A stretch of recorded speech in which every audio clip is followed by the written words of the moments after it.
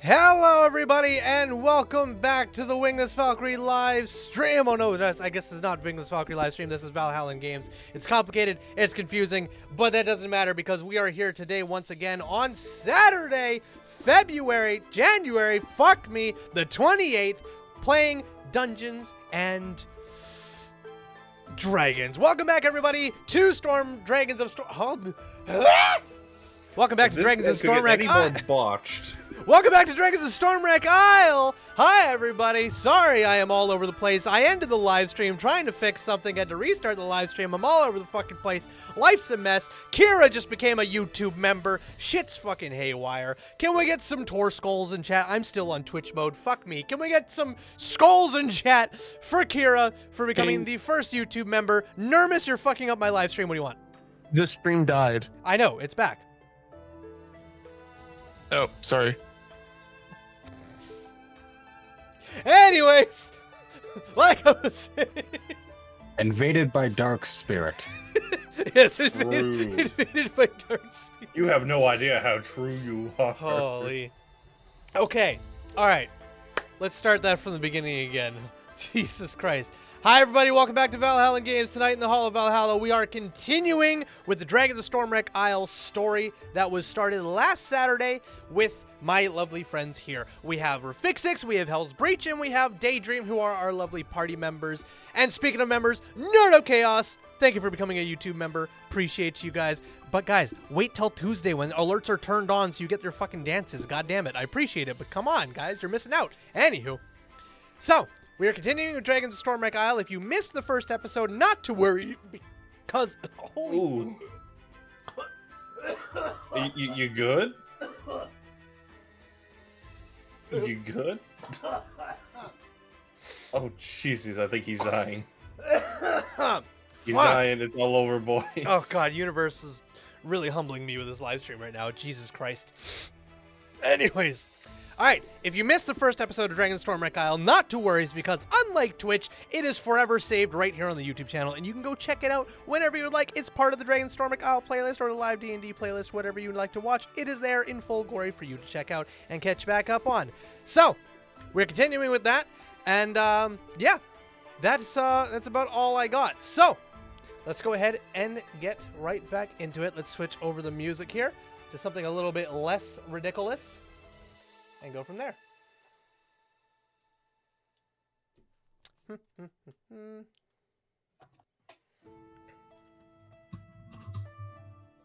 we go. Alrighty. Excuse me. So, last we left off, gentlemen and Daydream, your party just arrived here via rowboat. Each of you coming here for your own individual reasons. Those are known to you and only to you. But nonetheless, you've all made it here fairly safely without any catastrophes whatsoever, which is unlike most people who travel here to Dragon's Rest and the Stormwreck Isles to begin with. Most ships disappear or crash. Yours made it unscathed. And on top of that, you did find an encounter with some drowned zombies who were dressed in sailor's garb. However, they did not seem to be sailors from your recent ship, so they must have been from a more passing ship. Nonetheless, you defeated them quite swiftly after taking a tour of Dragon's Rest, where you were shown the Temple of Bahamut, multiple rooms, a small but very well-organized library, and a nice little gathering area for you to eat. This is your home bed. This is where you can rest, recuperate, and do what you need while you guys are visiting the Stormwreck Isles and Dragon's Rest entirely. You met Runara, who seems to be the elderly woman caretaker of the place, who has two other humans with her.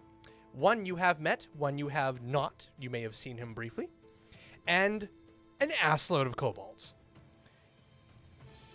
With that being said, your first day was rather uneventful. You got acquainted with Dragon's Rest, you defeated some drowned sailors, and now, the next morning, you are all gathered up in the large, I guess, town hall room where everyone eats.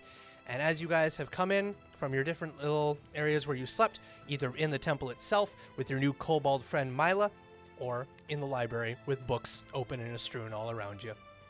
Nonetheless, you have gathered here in the morning ready for breakfast to be served. There is a large plattering of food and varieties available to you. It is primarily fish and vegetables. Doesn't seem to be that much for wheat or grains grown around here.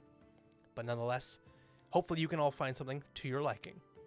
Interestingly enough, as you guys are coming in here, the kobolds all seem rather groggy, but they look like they're almost winding down for the day rather than getting ready for it. And as you guys are gathering up your things, Renara comes in, sees all of you coming in, and says, "Good morning. I hope the first night was rather uneventful." If you call nearly dying uneventful, I suppose. Well, I meant aside from that, there was nothing else that bewitched your evening. No, everything was great, thank you. Excellent. I'm happy to hear that. And you two as well? Bewitching beauty of my kobold. Sorry, say that again, Daydream. The bewitching beauty of Mila the kobold, who I am now best friends with. Oh, that seems about right. Accord would just be eating like the minimalist, like the very simplest things around. Nothing complicated. Are you eating from your And own then- rations or from what's on the table? From what's on the table. Okay. And then he'll just look at Better and say, "Well, fine. Let us skip the formalities. Tell us the problems with the island." All right. Well, there are a small handful, but primarily right now, we are dealing with not quite a food shortage at this time, but it may become that way. Actually, give me one moment. I'll fetch someone who knows a lot more about it. And Runara starts to move out of the room as a couple of the kobolds are just beginning to finish up their meals. Some of them are kind of playfully playing with their food. One of them is just kind of just completely fucking asleep in his stool. And the others some of them are looking at you quizzically and just kind of hanging around. Is there anything you guys want to do in this brief interim? Yes. While Simon is eating his food, he puts a bunch of tools and just seemingly random stuff, and he has a little eyeglass that has multiple little magnifications on it. And while he's eating, he's eating something with one hand and working on basically just a bag on another one while he's eating, seemingly just like engrossed in trying to make this thing work, but also eat and make it what's the word? Efficient. I hear you. Eat and work. You know, the whole like bread in the mouth and stuff like that. Yeah, I hear you. I hear you. All right. So after the small conversation, he basically just like buckles down. All right. Blasted thing, why won't you work?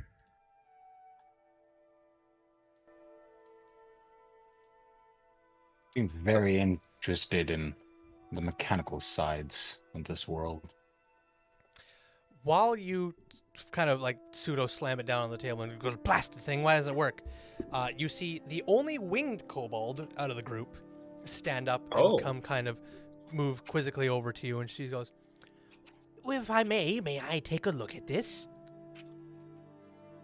I mean, sure, if you can make heads or tails of it. Well, I've never seen such a thing in my short livelihood, but I can definitely give her a look.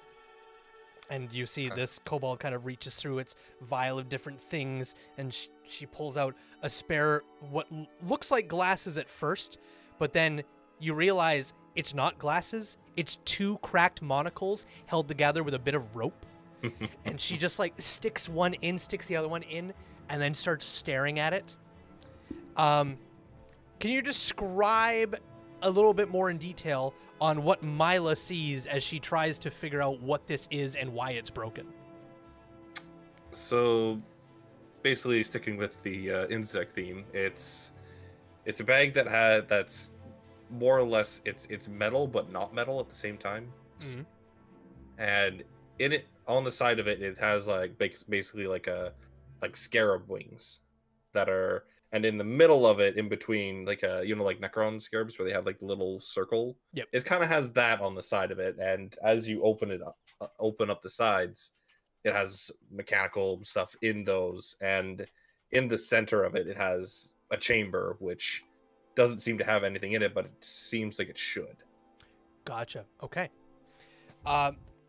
Yeah, Mila has no fucking clue. Mila looks at it as best she can. She like goes to pick it up, and then before she touches it, she goes, "May I touch the item?" Go for it. It's of no Yoink, interest and she right like now. grabs it and almost like twists her body 180 degrees and just like, whoa. You see Simon visibly flinch and like go to like prevent it from falling. She's just holding it upside down, just kind of.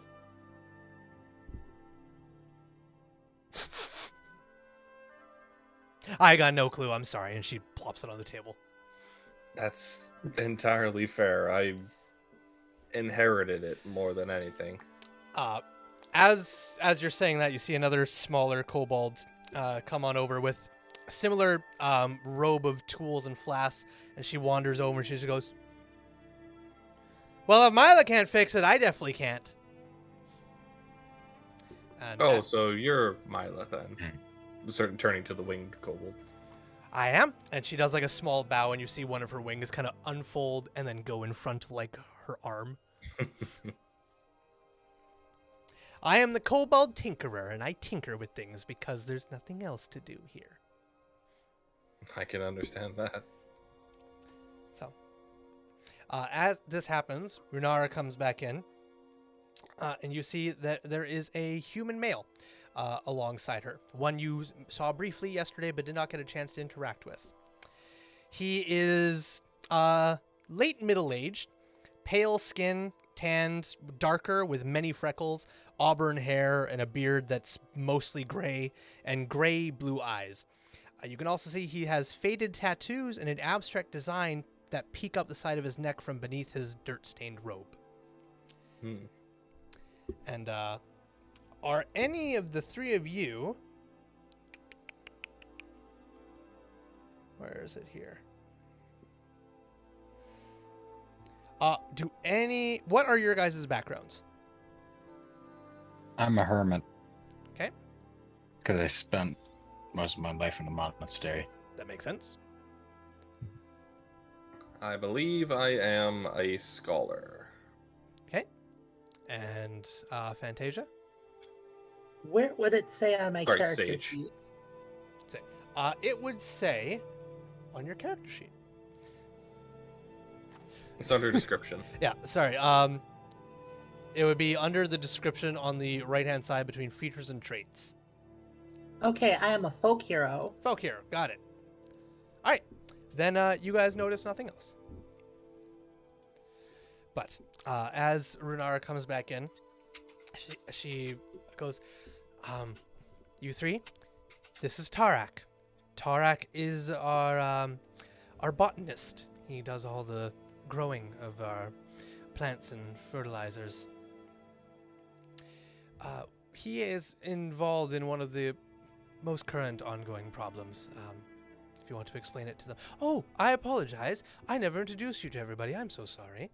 And Renara begins to walk over to the table, and she goes, "Up!" And all the kobolds, and they all kind of stand up in their own ways.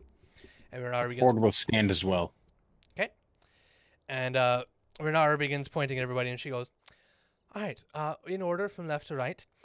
That is Aga, Blep, Frub, Kilnip, Layli, Muppo, Mila, Rix, and Zark." Those names are awesome. I Yes. love that. Aga speaks little, and she has no patience for nonsense. She keeps the rest of the kobolds organized and in line. Blep has a sharp dagger sense and is convinced he's supernaturally lucky. Frub has limitless energy and it desperately needs help finding productive directions to channel it. Kilnip has terrible insomnia, and she sleeps only a few hours each day. Laylee has a curious mind and a talent for tools and building, and she serves as Mila's helper. Mumpo is so courageous, you could almost call him audaciously courageous. Mila is our only winged kobold, and she is our tinkerer. She spends her time experimenting with alchemy, engineering, and a little bit of magic. Rix is pious and tends to the temple, acting as my assistant. She also adores puns. And Zark is rude and fond of colorful insults. His favorites are "Eat my sword, bugbear breath," and "Your father was a gas spore." Okay. Very This colorful. is the first time you have seen a Cord smile. He will crack like a very slight smile at the corner of his mouth. It's like you had to be like looking for it to see it. Yes. All right. And with that, Runara says, "All right, you may all sit, go to bed, do what you wish. However, if any of our guests have any questions, please be considerate." And all of them just go, "Yes, Runara," all in their like awkward, weird unison. But beyond that,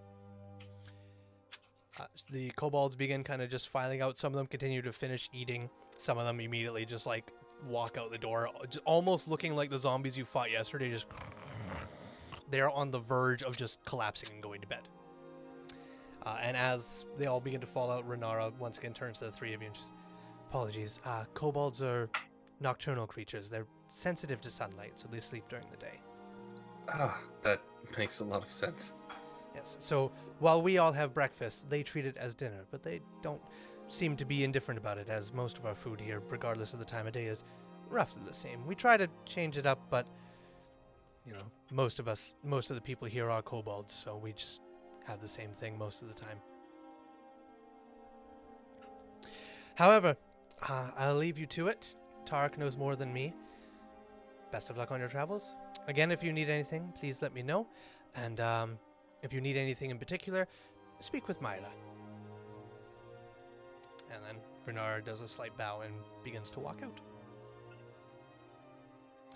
And the gentleman who you now known as Tarek makes his way over to you guys and "Hello, I'm Tarek. As was mentioned by Runara here, I am the botanist. I grow plants. How are you?" I'm well. Good to hear. Well, thank you all for coming, first and foremost. You really did not have to, and many have traveled here just for their own selfish reasons, but I appreciate you not going of that way. Excuse me, I'm dying. Of course I had to. I heard the call of Bahamut. Yes, you and many others, though some choose to keep that call to themselves. I appreciate you not doing so. Anyways, I tend the cloister's garden plots, growing flowers, herbs, and vegetables, and well, I get most of them from. It's hard to describe them. I treat them as any other people, but they are intelligent plants, and I trade them food and scraps and resources, and in return, they give me capped mushrooms, to which I can turn into other mushrooms, or I can get other herbs and ingredients, but I primarily trade with them for the capped mushrooms because I can turn those into a potion, I guess is the easiest term. But recently, they've stopped their trading, and it's gotten to the point where they do not want to trade anymore, and not only that, they've set up defenses, so that the last time I went there, I was attacked. Not by them, but by something else. A creature that now resides in their cave. you say they're living plants, and See. as that was being said, you did. Anybody who was looking, see Simon just kind of like peek up from his workings. Living plants. That's. Do you mean sentient plants, or? I would consider them sentient. Yes. Well, I mean, you're training with them, of course. Yes, Sorry. they are capable of trade. They're capable of understanding. They Movement? have a different way of communicating, though. They do not speak. They. What is the word? Resonate, vibrate, hand signals. Do they have hands? They do have hands. And you see after all these questions, a small book just kind of like. And just. You see smoke coming up from the. Jesus. No, they are basically, if you take your average gnome or halfling and just turn them into a flower, that's what they look like, and they're just as intelligent. However, as I said before, they do not speak. You just feel what they're feeling, and they communicate these feelings directly But, to like, you. Empathy. Telepathy. That's the word. That's the one. Did you just say empathy? Empathic. Empathically? Well, I don't know that That word. doesn't quite work. They can only transmit feelings instead of entire ideas. I don't know if that's a different word or not. Best way to explain it is Mm. on our typical trades, I would walk in and I would stand at the mouth of the cave and I would make small amounts of sound just to let them know that I was here, or just say hello. But I wouldn't get a hello back. I would just suddenly feel in my mind a sense of warmth, a sense of communion, and it made me feel welcome. So I would go in, and then as I met with them, I would then get the sense of curiosity, of questioning. And I took this as to wondering why I was there or what I was bringing them. And then when I brought out my gifts for them, I would get the feeling of energy, of happiness. And that's how we communicated. And then I learned that if I then thought similar things just to myself, they instantly picked up on it. So without a single word spoken, we could still communicate. And I imagine that's still how they would communicate with me. Because last time when this first started was not the last time, but the first time I started, when I came into the cave and I tapped the side of the walls and made my presence known, I immediately got a sense of not warmth, not welcome communion. It was a sense Danger? of not danger, but of fear. And I myself felt scared. So I spoke out loud and I said, it is me. It is Tarek, the one who brings gifts and things for trade for your mushrooms. And I just said it out loud because I'd never felt this fear before. And after I said that, then I got the feeling of not anger, but fear and anxiety. And once I felt that, I stayed just to see if I could figure out what was going around. I took one step more inside the cave, and that fear and anxiety immediately turned to hatred, to fire. So I began to back out, and I decided something went wrong. I'll come back another day. I waited for about 3 days. I came back. Before I had even entered the cave, I could just get the sense of just leave, go, unwantedness. But I was very confused because I've been here for well over a decade. I've never had this happen before. So I ventured in out of worry that something had happened to them. And something underneath the water began just coming at me. I backed out. I did not want to see it. And I left, and I have not gone back since. That must have been almost 2 weeks ago at this point. How far away is this? Well, it depends on how you travel, My preferred method is I would go by boat during low tide, but you can also walk across the island over there. It depends on which your choice is. If you were to go by boat, it would take 3 hours. If you were to go across the island, it would take 2. But going by boat, you will not run into any of the other problems this island holds. But if you go by boat, it is longer. So you can take the longer route, which is safer, or you can take the shorter route, but is a bit more dangerous. Also, if you go by longer route, you don't need to worry about the tide. If you go by boat, you can only go in low tide. The caves are almost entirely what's the word I'm looking for? Unaccessible in high tide. Sounds to me like whatever sentient plants are on this island, a new predator is here, killing them. Could be. And they are fearful of that, and you took the brunt of that. It could be. I'm not too So sure. we just have to kill a predator that preys on plants. I'm not so sure the creature at the mouth of the cave is a predator for them, as the caves are rather deep. They are rather extensive. This creature was at the mouth of it. I did not see it come out of it. It was not hunting them. It was keeping them in, and by proxy, myself out. Like a gatekeeper. In a way, but I do not know if it was a gatekeeper, as in it was protecting them, or if it was doing something else, like starving them out. Or it could be trapping them in to farm them. It could be as well. I am entirely unsure. I did not get a good look at what it was. I just saw something rather large underneath the waters begin to move towards me, and I paddled out of there. Very well. Easy enough.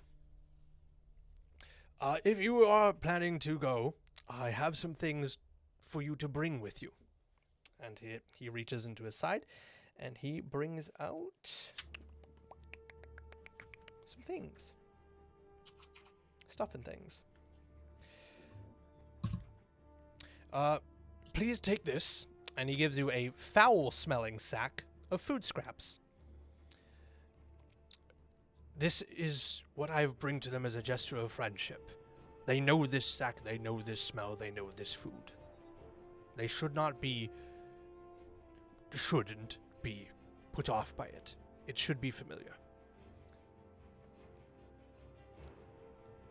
On top of that, I have no need of these right now since I am staying here. Perhaps you can put them to good use. And he gives you 2 potions of healing. Ooh. So each one of you can decide who is holding the foul-smelling sack of rations and who is holding the 1 or 2 potions. I'm holding the rations. Okay. Anybody object? Nope. Okay.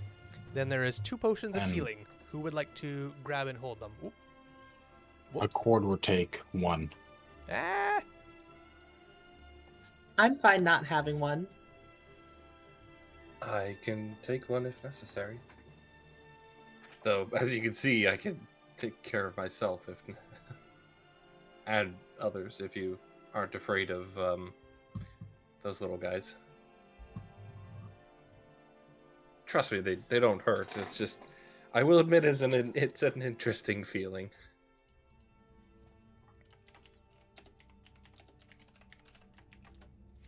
All right. So, sorry, just to clarify. You took the rations, Daydream. Or, sorry, Fantasia. Jackson, you took... Simon, you took the other potion of healing. And then... Breach... Accord. Wow. Fuck you guys. So, Simon and Accord each have a potion of healing. Yep. And Fantasia has the potions of ration. Potions of ration. Got it. I hate my life. I'm fucked. I'm just fucked. Okay. All right. After that, Tarek begins to turn away, and he goes, "Ooh, apologies. I should also mention what they are actually called, as it just came to me, because I just saw it in my notes that I keep handy with me at all times. These creatures are known as... Where the fuck was it? Son of a bitch. These creatures are known as... myconoids. Is this something I've heard of? A myconoid, if you have proficiency in nature, you can make a nature check. I've got Arcana and History, but that's it. Okay. If nobody has proficiency in nature, anyone may attempt to make a nature check at disadvantage. Might as well. Go for it. Sure. So, my bubble is half full. Does that mean I have proficiency? Your bubble is half full. I don't know what that means. When I throw That's over your- it, it's proficiency. That's your Jack of all trades. You're half proficient in it. Are you half Jack of proficient all in? trades. Are you half proficient in nature, Daydream? It's I Jack of all. am. Oh, right, Jack of all trades. I guess, yeah. Yeah, you know what? Sure, Daydream. I'll let you make it a straight nature check. 6. Solid. 13 for me. Okay. At disadvantage. Reach. Did you want to make one or not? Accord wouldn't care. Fair enough. Okay. So at the term myconoid, Simon, you do remember something akin to what Tarak is describing. They are an intelligent, mobile fungi that live in caves, seek enlightenment, and dislike violence. They live and work together in colonies and practice a form of communal meditation called a meld. That is all you can remember from your brief teachings with A13. That's incredible stuff. I like it. Right. That is all I can offer to you, but my boat is yours for the taking if you wish to use it. If not, I can show you to the paths that will let you along to the rest, whichever direction you choose to take. I will say if you want to go at low tide will not start until noon. Sunrise to noon is high, noon to sunset is low. Unless you want to go at night, in which case midnight to sunrise is low, sunset to midnight is high.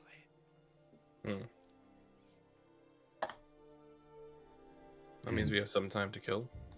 Indeed, if you wish to wait till noon before taking the boat, you may do so. Or you could wait until roughly the hours of 9 or 10, as it is a 3-hour paddle. I assume you two want to take the boat. Honestly, with all the life around here, are these like a jungle-esque area? Like, what's the biodiversity here? Like, So- is there a lot of life, or is it very little? So it's kind of both. On the edges of the island, it is mainly these sheer rock slaps of cliff. But once you get to the top and you look inward, it kind of like funnels in to a dense jungle-like environment. So Okay. it's a mixture of both. On the outside, it's flat rock cliffside tops. But then you delve in, and immediately it's like, boom, jungle. Dense foliage surrounding you. I mean, the amount of creatures that this place would hold, besides, sentient fungi, that being something far greater than I was expecting here. They are only in those caves, I can assure you. They are not out in the opening as they are sunlight sensitive. That's fine, but that doesn't mean that there isn't something similar that is. No, the only other thing I've come across truly amazing is a long, long time ago. I believe, because I don't know how else it could have got here, there must have been a boat of traders or hunters. I'm not entirely sure, but it's the only... Poachers? Could be poachers as well. It was the only explanation I have for this, but I came across a very large beast, and it walked on all fours. I didn't see the rest of it, but it was a huge, heavy beast. It walked on all fours, but it did not blend with its environment. The trees and the foliage are various of green and brown. This thing had purple. Purple. It had purple in its skin, fur. Not entirely sure. I did not get a good look at it. I was just traveling through looking for new ingredients and such, and then I'd seen something shift out of the corner of my eye, and I took a look over, and I'm not sure what I'm looking at, because it seemed to blend in, and then it moved drastically. It just galloped away, and I saw a flash of purple, and I went, nope, and I went away. Probably the safer thing to do. Could be. I don't know anything else about it. It walked on all fours. It had something purple in its skin. That's all I could tell you. It is also a bigger creature, the size of probably the same size as my rowboat, honestly. All right. Honestly, hearing this, I'm almost wanting to just go through the jungle. It was up to you. That's just me. You are far more capable of doing that kind of thing than I am in my age. And throughout this entire time, he's been, fiddling with this device. You got it.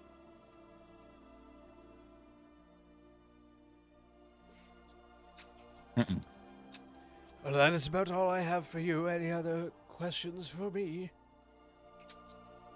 Yes, what was your name again? I'm so sorry.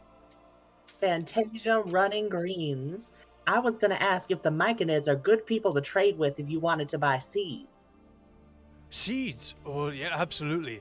But they do not do currency, so there's no purchasing. It's strictly bartering.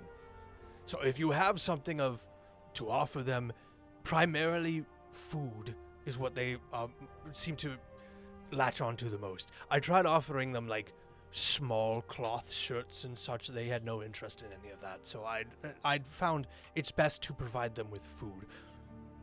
I'm not sure what kind works best. I just bring them a variety of different things, and they seem to accept it all in stride. So I'd say if you have any type of food that is not normally found on this island, you can try that, and they will most definitely give you seeds. It'll primarily be for mushrooms, though, as that is what they primarily grow. Maybe flowers. I did get one batch of flowers at one point. It were pretty, but we couldn't eat them. The kobolds tried, I imagined. Oh, they did. I should clarify. The kobolds did eat the flowers, but they were still hungry, so they did not do anything for their hunger.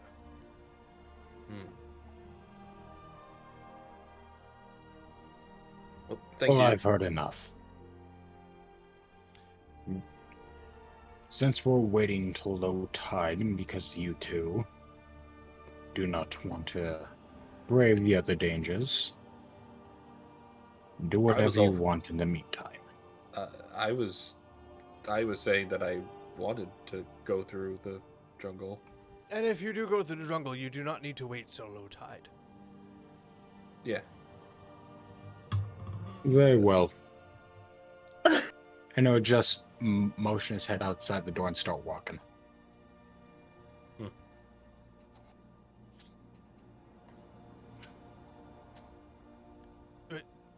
Yes, Fantasia.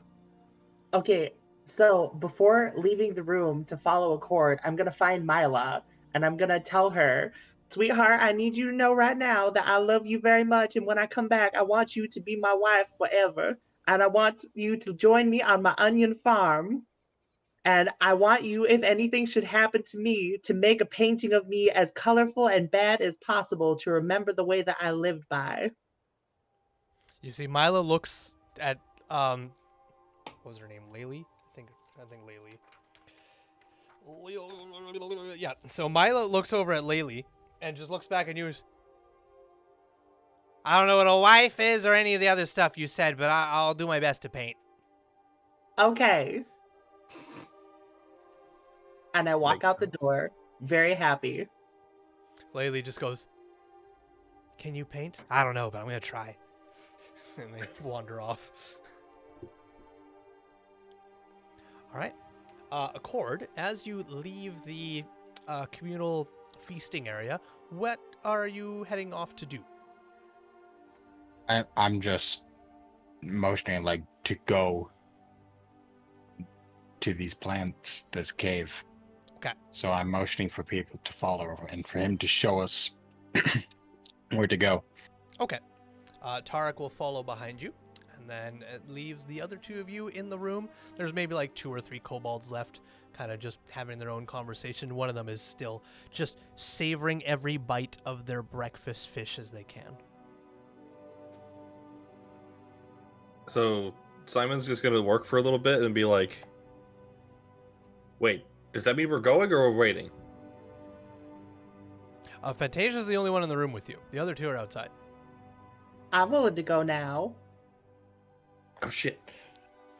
He like furiously grabs his stuff, like folds it all over, shoves it in his bag. All right, and off you go. Outside, Tarek turns to you, Accord, and is like, "Well, we can either go. Well, we, and by I mean you, can either go by boat or over land. Either way, if you go by boat, you don't need me for anything. If you go by land, I can take you to the start of the pathway, but I won't go any further than that." And as he finishes saying that, the 2 of you come outside of the feasting area, and the 3 of you together. So, this is perfect because there's only 3 of you, so there can't be a tied vote. Are we going to the boat, or are you going now? If you go to the boat, you'll enter at high tide. If you wait 3 hours and leave, you go there at low tide. If you go now, you can go across the island. Now is fine. We'll go by land. I agree. Woo! All right, follow me. And he takes you down a small pathway and into right at one of the corners where the pathway kind of curves up to continue going. He takes you into a small little outcropping that leads to a rock ladder, which is just a bunch of like handholds and footholds that have been chiseled out of the rock face of this cliff. And as he goes over and he grabs on, he says, "Hold on tight." And he begins climbing up. For an old man, he does seem to have a decent amount of strength as he hauls himself up this rock face. No checks required for this one. So as he hauls himself out the rock face, it takes him maybe 2-3 minutes maximum before he gets to the top. And the 3 of you all, one by one, following up behind him. And as you get to the top, you then come basically to the top of this main part of the island, where it's just a sheer flat cliffside that overlooks most of the island. And you can just see like the mass size of this island and small little cloisters of rocks all around it and bits of jungle around, but you were in the main one. And it's almost like if you were at like an arena and you are at the top of the stands where all this rock cliff is, and then everything just kind of folds into a big dome, and that's the whole jungle. Wow, that's certainly something. It is. And he points across almost to the exact opposite side of the island. Over there, behind that cliffside, that is where the caves are. We call them Seacrest Caves. I think that's what we call them. Seagrow Caves. I know how to read my notes. We call them the Seagrow Caves. If you go down this path here, and he points to a very well-worn walk path, and down this path, it'll snake down the inside into the jungle. There will be a bit of a footpath for about an hour before the footpath will peter out. That's about as far as I've traveled. But I've made markings in the trees. They're very easy to see. There'll be pieces of branch that have been completely ripped off and then just X's carved into them. You follow those, continuing on that way, and eventually you'll once again come to a natural path with steps into the rock that'll take you back up the cliff side and then down into the caves.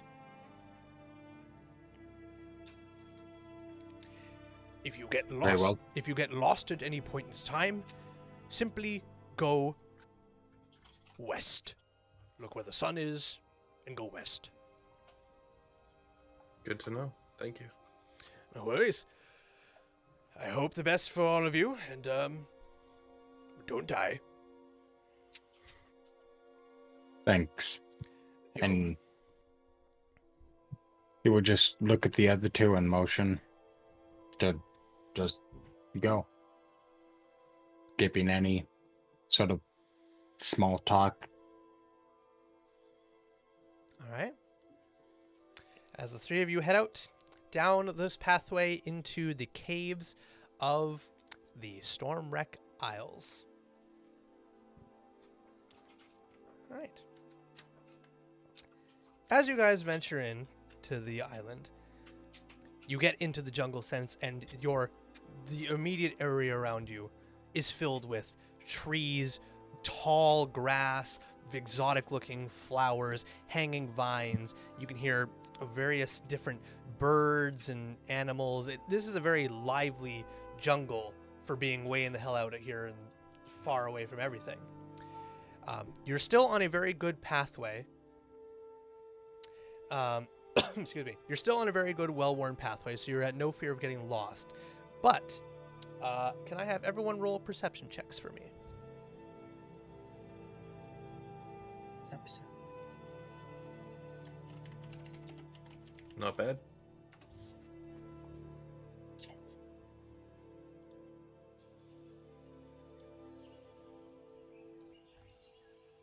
Perception. 14. Oh my god, 6. All right, 14, 6, 17. and 17. Okay. All right. So, as you guys make your way into these jungles, Fantasia, you are overwhelmed. The sights, the sounds, the smells, the tastes that just sometimes happen either by accident or you just and moving on. It's overwhelming. You don't notice anything except for what you want to notice. The other two of you, however, after about an hour, you realize your natural pathway is gone. You have to rely on looking for those markings. And at a brief glance, you both of you almost at the same time notice maybe 30 feet ahead of you, there is a tree with a very distinctive large X, maybe a foot on each line, and you know where you're going. And off you go. Okay. I'm assuming that multiple points we have to get Fantasia from wandering off. Could be, yeah. Sometimes Fantasia's like, is this an onion? And no, it's a watermelon. Useless. And off you go. Whenever she tries walking in a different direction, I just grab her head, turn it, and push the back of her head in the direction we're going. Gotcha. All right. About another half hour into your travel, so this is about the hour and a half mark, where you only have another half hour to go. At this point, all of you hear a loud, audible snap. About maybe 40, 45 feet off to your right.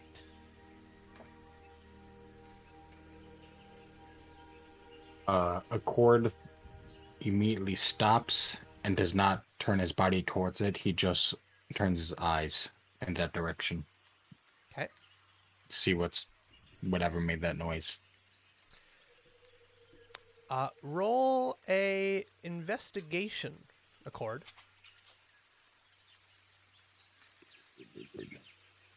Is there any like rocks or anything around here? Nope. Just on the ground? Just 16. no rocks. This is strictly dense jungle. 16. As you stare off towards the direction of the sound, remaining motionless, you see dense foliage, trees of green, red roses too, tons of different flowers.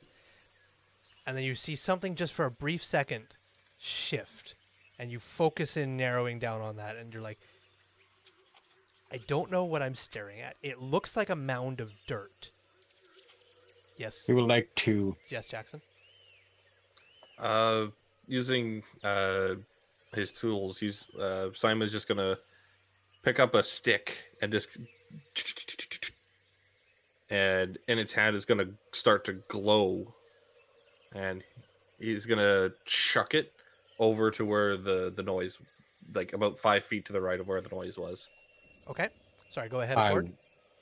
Accord was going to throw a dart at it, but Ah, okay. as Accord, as Jackson- you reach in and get ready for a dart, you hear.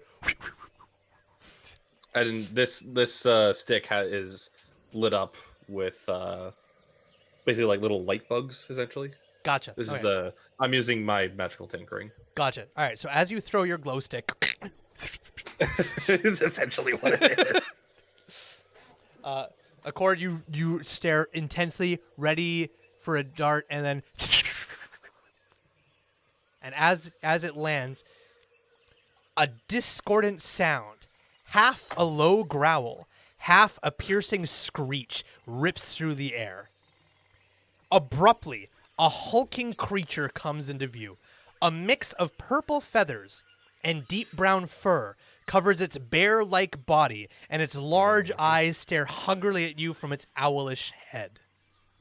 Yep, an there it owlbear. is. I was wondering. This owlbear, however, amongst its regular brown fur and feathers, you can see bright, fluorescent purple feathers.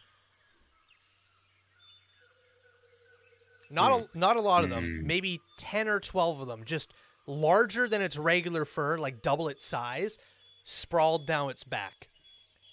Is this normal for owlbears?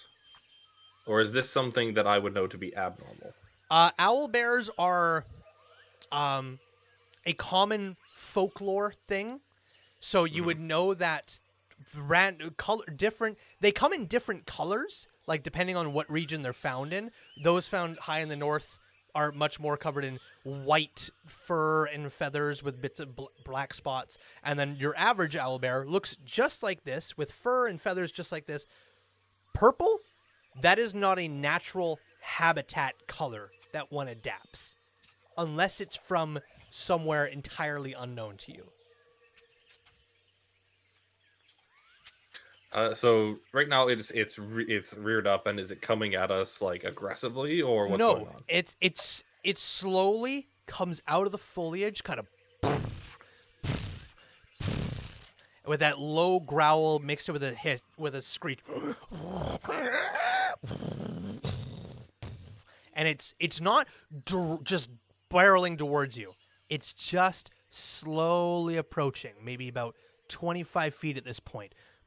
And its head is down low with its backside up, and its feathers and its fur is bristled up like a cat. Okay, Accord will reach into his pack, and he will bring out a piece of jerky, and he will like extend his hand and slowly walk towards the owlbear. Okay. Go ahead and make an animal handling check. I'm also gonna, as he's doing that, I see him do it, and I'm like, that's a really, really wonderful idea, and I'm glad you didn't start to throw stuff at it. And I'm Nat also 20. gonna... Nat 20? Nat 20. All right. I Holy guess you shit. didn't need my help. Or are you gonna do the help action? I mean, I was gonna also be like calm and collected and try and like, Damn. not spook, but I guess you don't need me. Okay. So as you slowly hold out rations way out and slowly approach this owlbear, as you take your first couple of steps, it bows its head lower, like its head is maybe 3 feet off the ground and fully up by its shoulders. But as you come out with rations,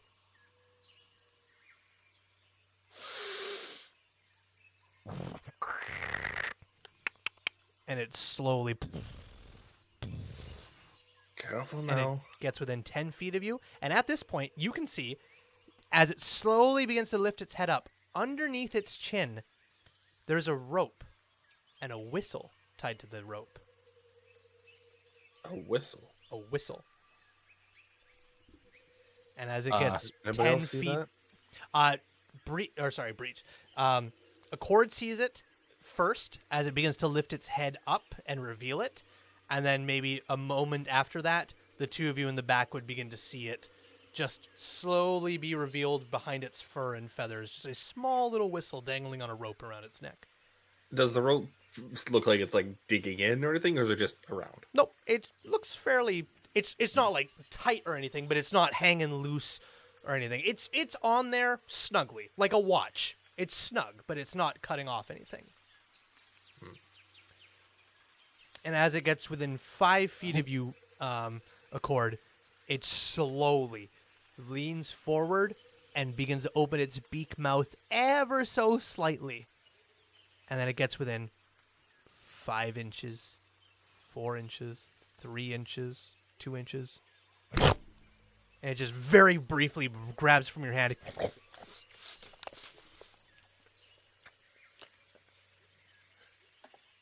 I'm gonna start like lowering my arms. And it's just staring at you now, Accord. It's not doing anything. It still looks a bit aggressive, but it's just staring. Accord will very slowly reach his hand forward to the side, and then he would just begin to like scratch it on the side of its head. Okay. The moment you touch the side of its head, it I think that might be pushing it. but as you do that, it slowly leans back into it. Still staring at you, but just slowly puts its head into it. And Accord will slowly scratch, pick up more speed until, like how you would deal with an aggressive dog. Ooh, ooh. And then it slowly peels its head back up, and it stands tall and lifts its first 2 legs up for a second, and you're like, oh shit. And it crashes onto the ground, throws its arms in the air, and its belly is exposed. Okay, he just starts scratching its stomach then. And it just becomes a baby. Whew. You know what? I'm curious. So, you know the same orb that was used in the library. He's gonna take that out. Just okay. Time to get some work out of this. And he's going to crack it, but this time, it'll when he does, there's actually a bit of his own blood in it. Ooh, all right. And I'm going to cast Detect Magic using my trait. Ah, okay. As it goes off, nothing abnormal is revealed to you. Mm-hmm. Only that which you already know to be magical is all that pings off you. You notice nothing else new. Well, worth a shot. As Accord is just babying this thing, he'll slowly work the whistle off its neck. Okay. Very easy. As you grab the whistle and begin to work it off, there is a quick release on the rope itself. A small tab that you pull and the whole thing unravels.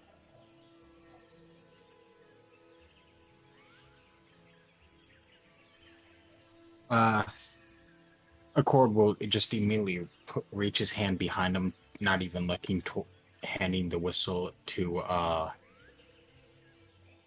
what's your name, Jackson? Simon. Simon. Simon will just kind of make sure to keep it out of the eye, and kind of just stuff it away for now. Okay. And nothing happens with the little bugs. No, you don't seem Okay. to notice anything out of the ordinary except for that you already know of. Okay. At this point, as you pocket the whistle, you see the owlbear, who is completely engrossed in this scritching session, suddenly sits up, ears perked straight up, and looks behind it, and it begins to slowly walk away. Do we hear anything? You didn't notice anything. Do we follow? Accord will just say to Jackson, If you blow that whistle, I'm sure we wouldn't hear it either. You can't hear a dog whistle, can you? Well, maybe someone else can. That Right. creature can. I'm assuming someone called it. Could be. At this point, you see its hind legs disappear into the foliage, and it is Yeah, gone from view. I'm following it. Yep. Okay. I think we're gonna get a little sidetracked here. Fantasia? What do you I'm think? following. Okay. As the three of you follow it into the dense foliage, you don't have to go very, very far as you guys push apart some of the very large jungle leaves. And as you guys push one apart, you see the owl bear curled up on the ground with 3 baby owl bears nestled in it. And it seems to be feeding time. That's about what I expected. As the adult owl bear looks up at you guys kind of quizzically and just... I think we should leave her alone. Yeah. Accord will take out his maps, mark the location they're in, and then go back to the path. Okay. Yes, Fantasia? As we leave, I put an onion on the ground out of respect. Sounds good. The adult owlbear takes a sniff at the onion, and then you see its eyes begin to water, and it buries its head in its paws. Oh no! Rejected. At that point, as it's kind of wiping its paws, it looks back up to you, and you see it just kind of sniff the onion once again, and just kind of it baps it away. Oh.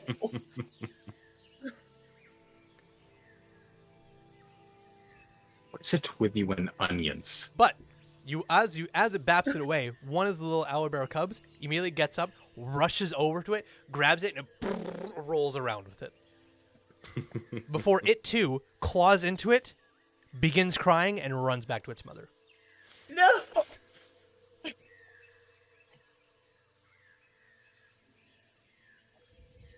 That was very calm of you. I'm glad you didn't just decide to hit it. Why would I hit it? Bless you. It's a Out of wild fear? fear. It's a wild animal. It is more afraid of us than we are of it. What is your Potentially. perception of me? Not much, I'll tell you at the moment. I just met you. Sorry if that was that came out wrong. And you see him like bury his head in his hands, like, oh fuck, this is wrong. Accord will just say, many see me and their initial thought is I'm an aggressive fool. They say monks should not be lost in aggression. They fail to realize aggression is a tool. It is only toxic if you get lost in it. Just many fools are too weak to control it.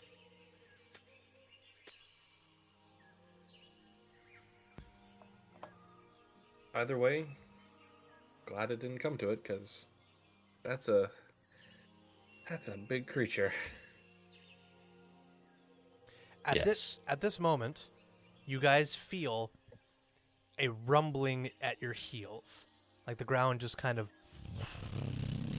just begins to rapidly shake for a brief moment. Not enough that it knocks you off balance, but enough for you to be like, whoa, what the fuck was that?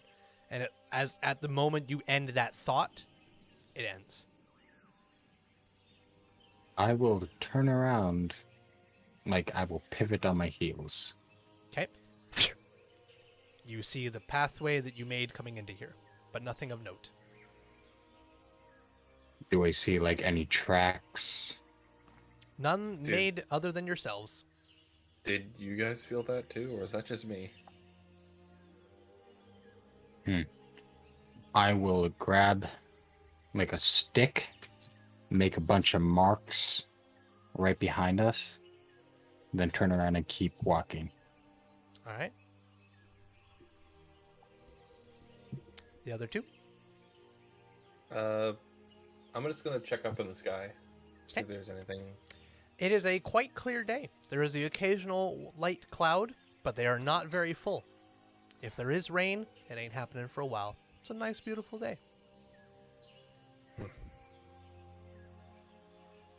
Is this place supposed to be volcanic? Huh. Might be something to ask later. Anyways. All right. The three of you continuing your It's- pathway. Yep, we just continue walking. All right. Another half hour goes by, during of which you follow the X's in the trees. You find the pathway built into the rock wall itself. Perfect stone steps, clearly carved out. You follow them up onto the other side of this jungle cliff, onto this side. You can also see at this point something akin to the maps that you sketched out. Far off to your right, you can see a cluster of islands with a building on it.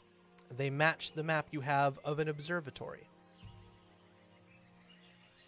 Something to take a look at later? Later. They are far, far out. They are only accessible by boat. I think. No. Never mind. No, it's not. Well, yes. Sorry. Yes, they are only accessible by boat. Never mind. Anyways, as you guys I could make... swim that. You're good. And he would just keep walking.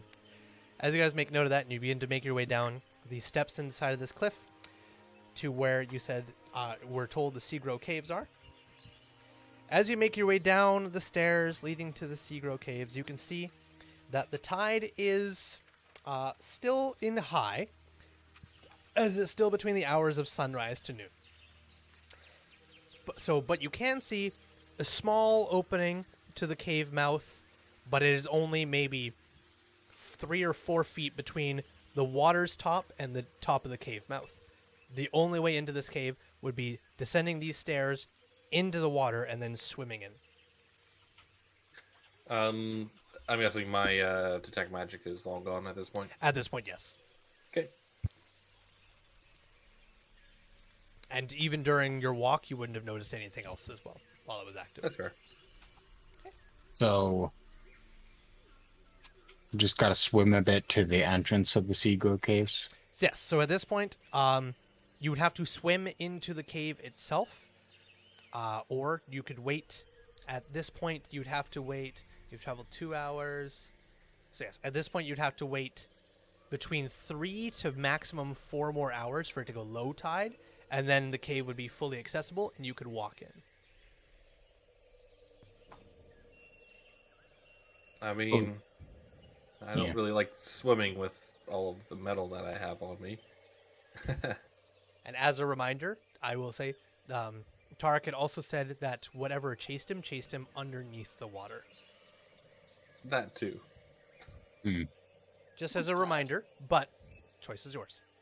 He will grab a rock, and the cord will throw it in the opposite direction of where the cave mouth is, Okay, into the water. as you reach in.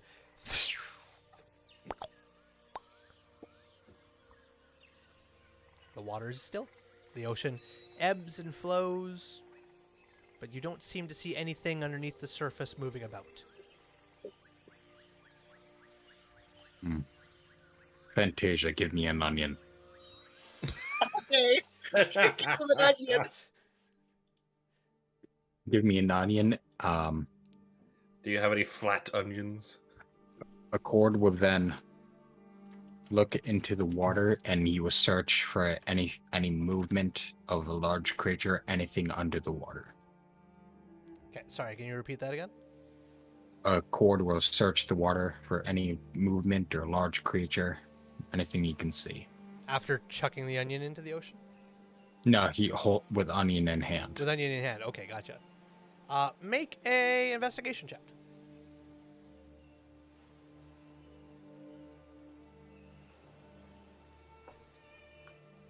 Three. Oof. 3. You take a good look.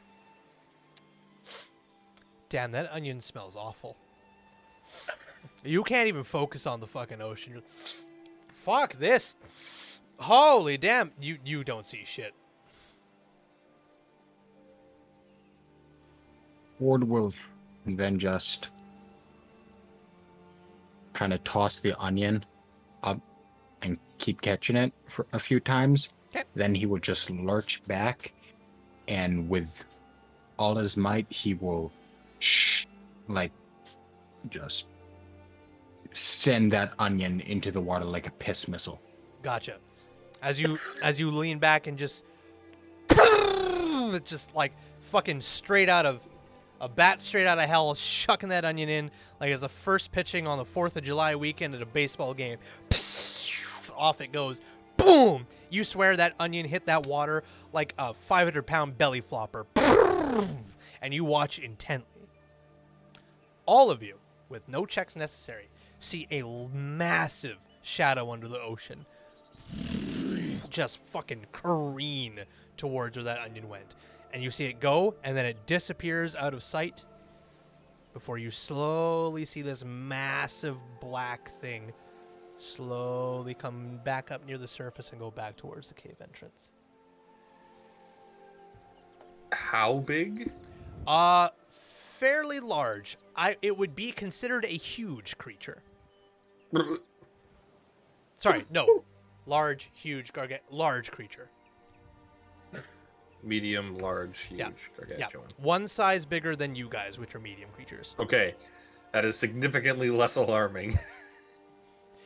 It looked like it would be slightly bigger. Yeah, slightly bigger than the owlbear. And that's not that big. That's big enough. Wait, no, sorry, hold on. We all saw that, right? Yeah, a little bit, Yes. a little bit bigger than the owlbear, because an owlbear is also a large. Oh, Hmm. jeez.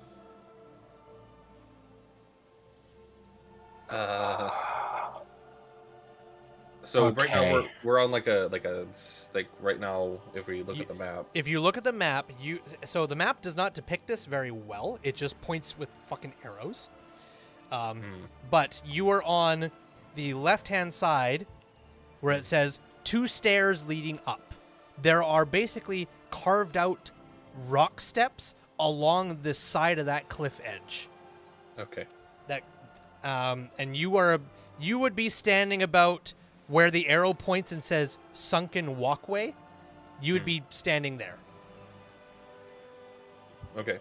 So we have like a stairway that leads back up. Yes, you're on the same stairway that goes both down and up. But you see the stairway also descends into the ocean at high tide.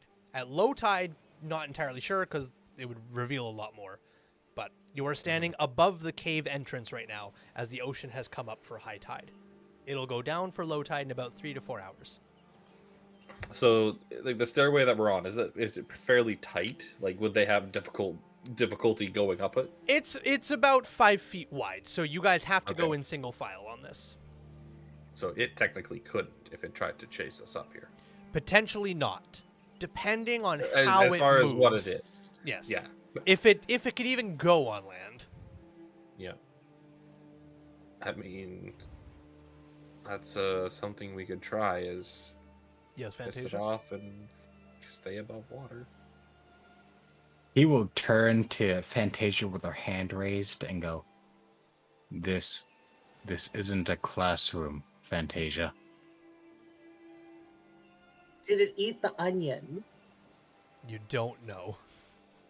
Onions float, so we would know. I'm pretty That- sure they float. Maybe. I never fucking For thought science. I never thought I'd have to Google this, but here we are. Do onions Do onions float? I would say yes.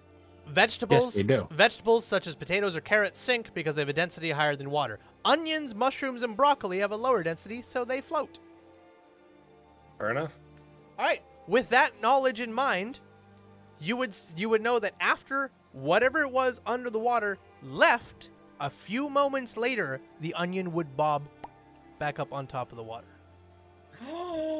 So it did not eat the onion. Oh, that bastard. So if we have no choice but to fight whatever this is, we could try and do it from a distance. I mean, that's my strength, but I know that may not be yours. I'm not very strong in general. You said we have like 4 hours to low tide. Yeah, about 3 to 4 hours. 3 hours roughly, 4 hours guaranteed will be the start of low tide, right when the sun is highest in the sky. Simon, Yeah. you're good. You tinker on Mhm. your propensities towards more insectoid things, correct? Yes, that tends to be the easiest things to He will- manufacture in tiny forms because they're already tiny. He will take out his darts, show them to him, Simon, and say, "Can you hollow these out so they can be filled with something, like an animal's stinger?" Maybe.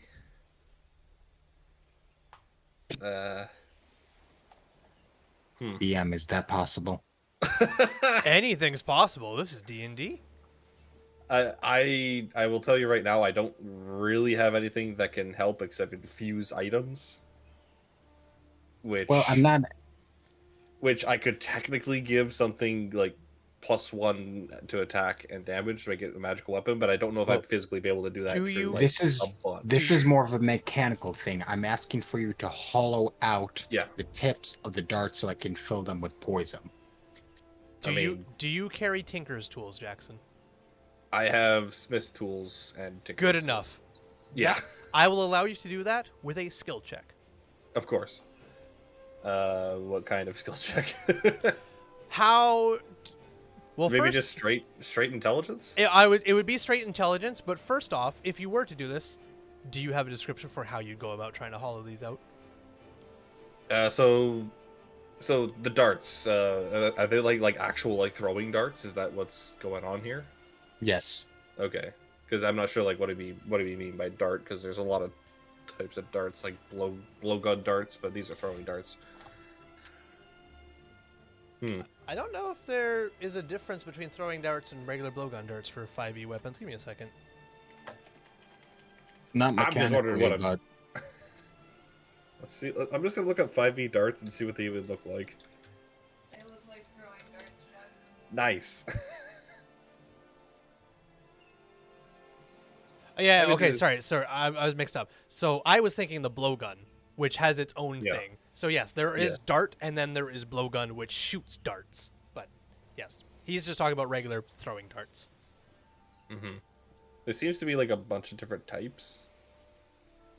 Like, I always assumed, thinking the chords would be, they would be simple, but the base would just be one long round piece, like a tapered cylinder.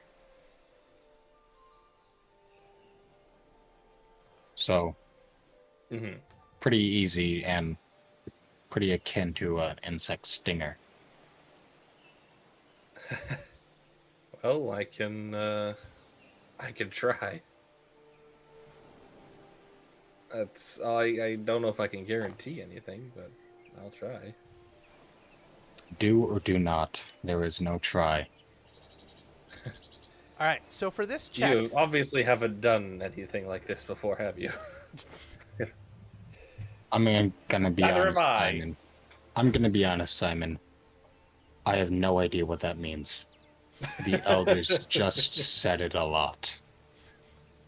You know what? That's fair. I picked up some bad things, or I picked up some things from my parents that I don't understand either.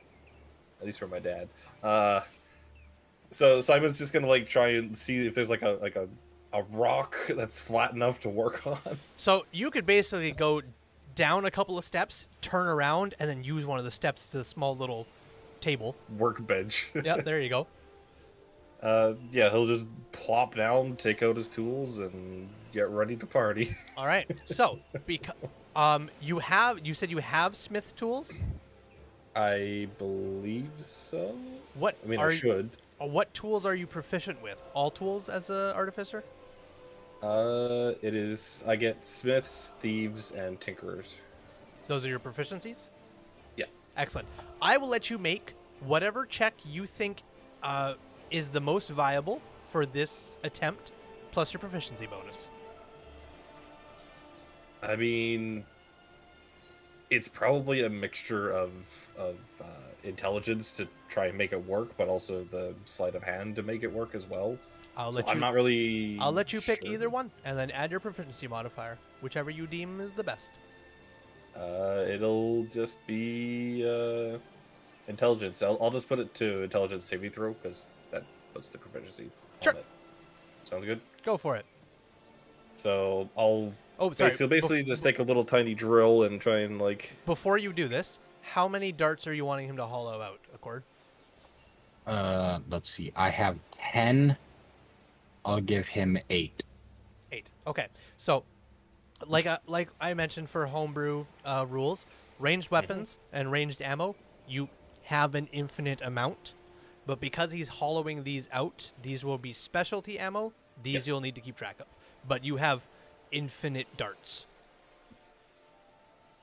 So, all right. All right, let's see that roll. So technically, I could give him 500. Okay, hold on a minute. You give them an inch, they fucking take it a mile. All right, No, I only give him 8. That is a 21 on that roll. Oh yeah. You might as well be doing this as a profession. They fucking You've been doing this your whole life. At least you tell people that and they believe you. I mean, I have done it with the spiders already. I That's guess this true. isn't too much different. These are much easier. These ones don't even move. Done. About how long would it take? Oh, but the 22? 5 minutes.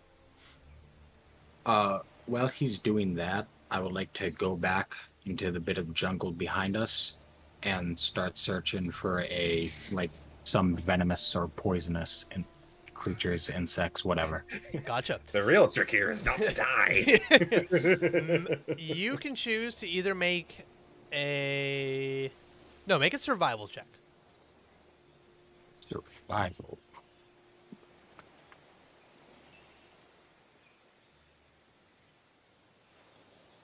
$16. 16. You look around for a little bit, chasing off any kind of sights or sounds that you deem that's probably an evil fucking thing. But as you look around, you do find a small little snake, and you're like, I'm not entirely sure if you're venomous or anything. And as you slowly approach it, it rears its head up, opens its mouth, and it spits venom at you. Now, you were able to dodge it fairly easily. You saw it, you were approaching cautiously, you saw it do its thing. You're a monk, you're fine. But you're at that point, you're like, you're definitely venomous. I throw a dart at it. Make an attack roll.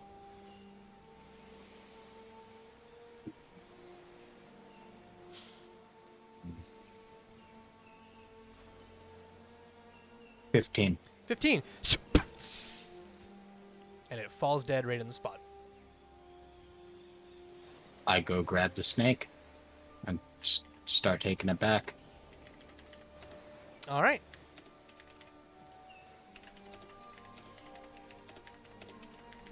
All right, as you make your way back, he is finishing out, hollowing out the last one before you come down the steps with your newly refined kill. It's not a massive snake by any means, but it's still another one that if someone looked at you, you'd be like, Jesus Christ, before you realize, oh, it's dead. However, at this point, Fantasia, anything you want to be doing during these brief 5 minutes? I am, as always, on the lookout for a sweet onion that does not have sulfur in its soil. I'm looking for somewhere to set up farm, so I'm just surveying the land. I take a piece of dirt from the ground, and I put it in my mouth, and I put my finger in the wind. Excellent. At the same time? Yes. All right, as you're just going around, surveying the land as one does, go ahead and make a nature check. Nature. You know what? I'll give you advantage because you taste the soil. Okay, that's a good thing because I need it. So 10 and 12. 12. All right. As you munch on the soil and check the wind, you're like, you know what? this wind, this is decent. I'm on the coast because I'm on an island, so there's always wind. Perfect. This soil, I can taste all the colors of the wind in the soil. This is rich in nutrients. This is fantastic. It's jungle. It's super moist because all the moisture is caught in by all the sea foam and the constant weather and the wind bringing everything. I plant anything here, it'll grow. Aside from shit like that requires dry desert-like stuff, like cactus, you're fucking out of luck. Anything like that ain't gonna happen. However, onions, the amount of fucking moisture those bad boys are gonna suck up, oh, you gonna have onions the size of your mama's breasts. Substantial. Absolutely. Okay. Anywho, back to snake venom. Okay, do I have to describe how I milk the snake? Because I know how to do... You can if you like. You don't have Wait. to if you don't want to, but if you want to go into it, you can go for it, my guy. As long as it doesn't get me demonetized, because I'm recently monetized, and I'd really like to keep that. Shit, I know how to milk a living dead snake, not a snake. dead one. I mean, at that point, you just search for the venom glands. Yeah. So I would just dig its venom gland out of its mouth. All right. As you reach in there and pull out the venom glands, hand them over to Simon, who has perfectly carved out the hollow tips of your darts. Oh, Jesus Christ! Yeah. I- Jesus I- Christ! As he's holding the fucking First- limp snake noodle. I would like to ask about the potency of this venom. Well, how would you like to test for the potency of the venom? Don't you poke me. I ask this because is there any way I could test then enhance the potency of this venom with an herbalism kit? Ah, that is an excellent question. I am proficient in herbalism. And you have an herbalism kit as well? Yes, I do. Okay. Let's see.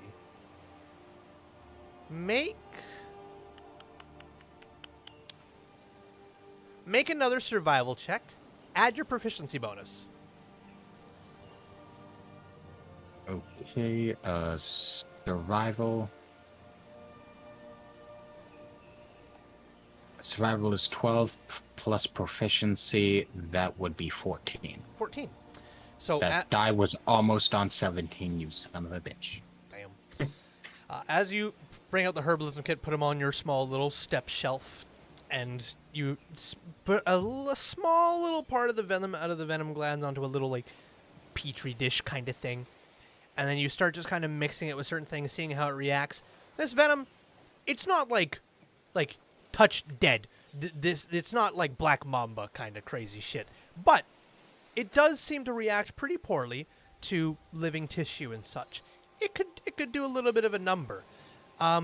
You reckon that, switching over to game stats here, if this venom is applied to a weapon and that weapon does damage, it will apply an extra d6 of damage. That's pretty good.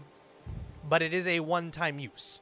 So if you apply it to a Yes. blade, the first strike that hits with that blade will do an extra d6 poison damage, but every consecutive strike does not. And the same thing for the dart, of course. And is there any way to make it more potent? If you succeed on another check, you can cause the creature hit with it to get the poisoned condition. Oh. That's spicy. Oh, what did I forget what poison it does? Disadvantage on ability checks and saving throws. And attacks. I think it's just the two. I don't think it's attacks as well. Could be. No, just Poisoned- attack. Yeah, attack rolls and ability checks. What did I say? Oh, I said ability checks and saving throws. Yeah, Sorry. attack rolls and ability. Yeah, checks. never mind. So yes, attack rolls and ability checks are made at disadvantage while poisoned. I'm assuming it would get a saving throw to avoid being poisoned. It would, yes. And we'd I don't- have to have less of them What? as well. What would be? What do you mean less? In order to enhance the potency, you'd have to have less uses, I'd imagine. So to enhance the potency, this would be a skill check for each dart to apply this enhancement. Oh, each dart. What if I fail? Do I lose the venom? No, then it just remains its 1d6 poison damage. Okay, then let's make. No drawback for failing, but only a possibility to enhance it to a poison condition. Okay, then. And I will make this. Just- I'll make this simple for you. So each one of these is going to be. These are going to be. Yeah, these are going to be also consecutive survival checks. So make 8 survival checks. Your DC is 12. All right. Could I technically be helping him with this? Because I'm making half of it. Are you Fail. Are you proficient with Oh, herbalism kits or have one? No. Then no. Incorrect. Okay, first one is a fail. Okay. So I'm watching it as well, so I can see the numbers. Yeah. Fail. Success. Success. We're halfway. Success. Success.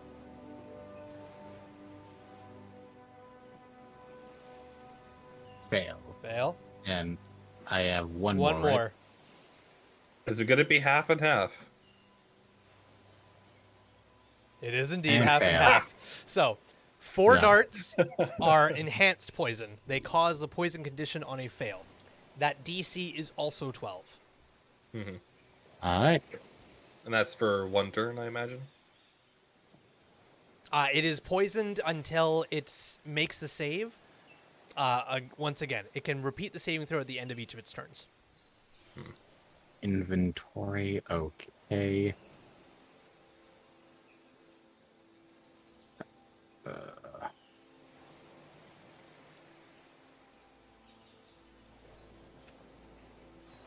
Just continue, you two. I would say the total Could I- time for all of this, maybe 10, 15 minutes total by the time Fantasia comes back covered in dirt. You just see, as he's doing that stuff, it's being loaded into a dart, and Simon's just like chewing like on like a gum, and then he's just like. Solid. Love it.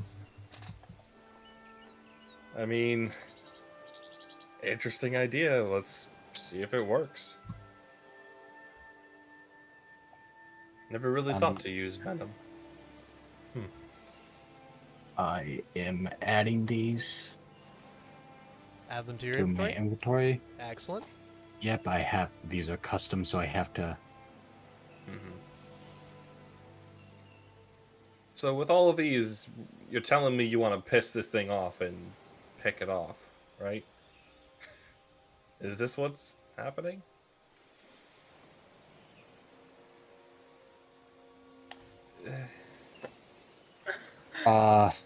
Accord will say.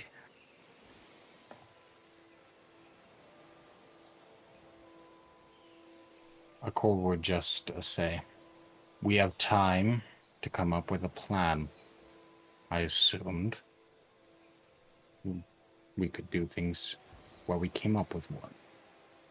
Have you not been thinking of a way to dispatch this creature? I mean, I've literally been saying that we can take it out from a distance, making sure it can't come up these steps, because it might be just too big. You know, choke point. It's an option. But of course, if it bypasses those, then at least it's out of the water. Can I have all 3 of you make a perception check? E. E. Oh, yes. What'd you get, Daydream? I got a Ooh. 16. Solid. Big old 10. Lies.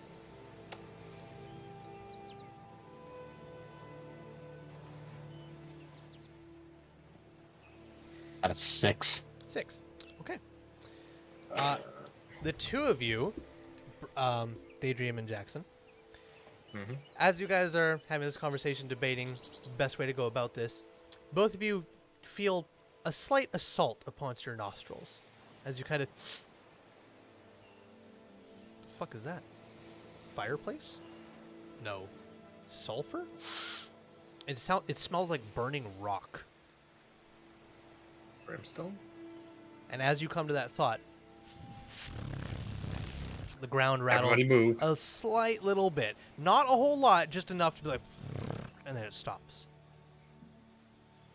And then the smell wafts away. And you once again just smell the ocean air. I'm going to look at the cliffside, and I want to see if there's any sort of cracks or burnt rock or like bubbles or smoke on this. Make a perception check. No, you're looking... Perception or investigation. Your choice for this one. I'll do investigation, because I get an extra D4. Let's go! I mean, not that I really need it, but I'm going to add the D4 to it. And I get this from market detection. Yep. Whoever that is. Where is it? Deductive intuition. Dice. D4. Yay. Nice. It makes it a dirty 20. Solid.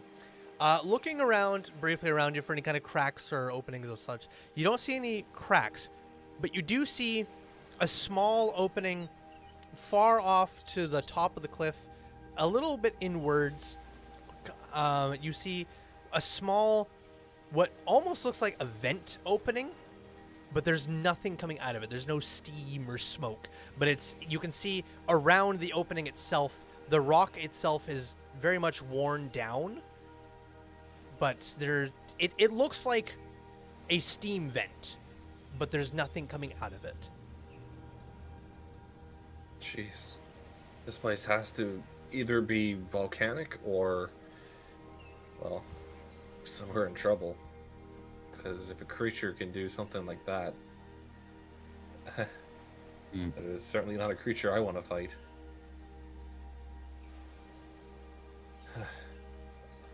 I mean, You seem very timid.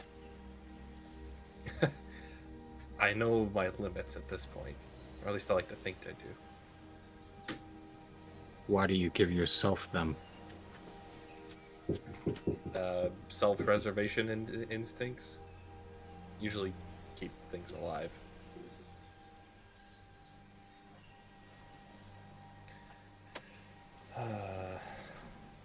Sorry. He would say, limits or liability. If you tell yourself you have them, you just set yourself up for failure. That is definitely your opinion. If you want to go fight something like Not a matter of if I want to. if you end up, If I must, I will.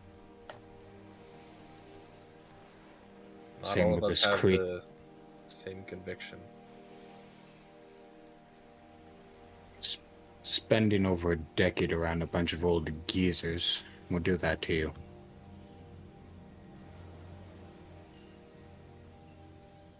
All right.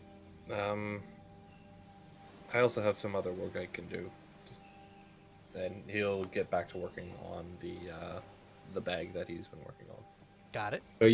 So you two are going to wait for low tide.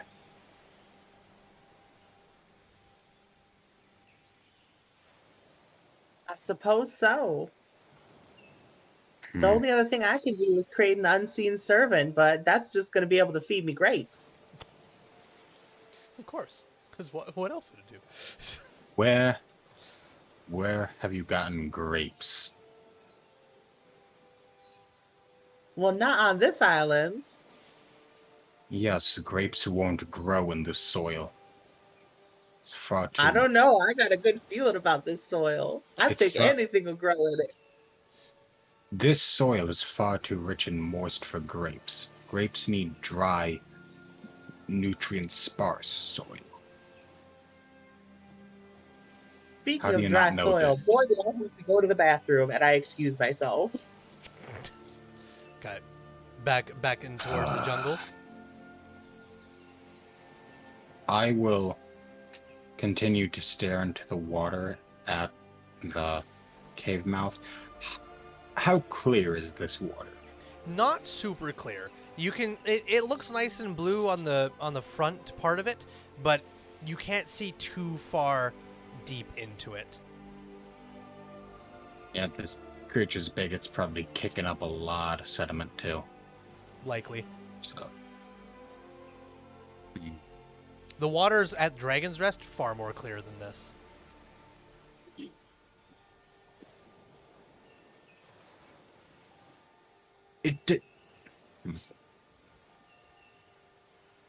I'm actually just thinking right now how to handle this. I don't want to waste the darts I just made on this thing. We have any indication of what it might be? There's much knowledge as you got. It's something that dwells underwater. It's a little bit bigger than an owl bear. That's about all you got. We saw it near the surface. Do we know what color it is at least? Or what its skin looks like? It seemed to be a bit of a purplish color. Aquatic purple creature. An aquatic owl bear. Fucking got it.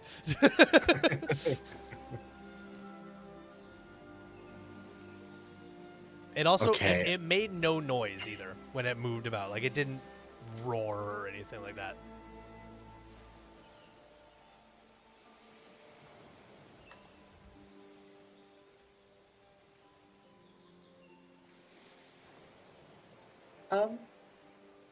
This is a regular question, not a game question. What time are we going to take a break? Because I got to use the bathroom really bad. Pretty soon here. I was just Okay. waiting for you guys to make a decision on your next plan, and then we were going to take a break there.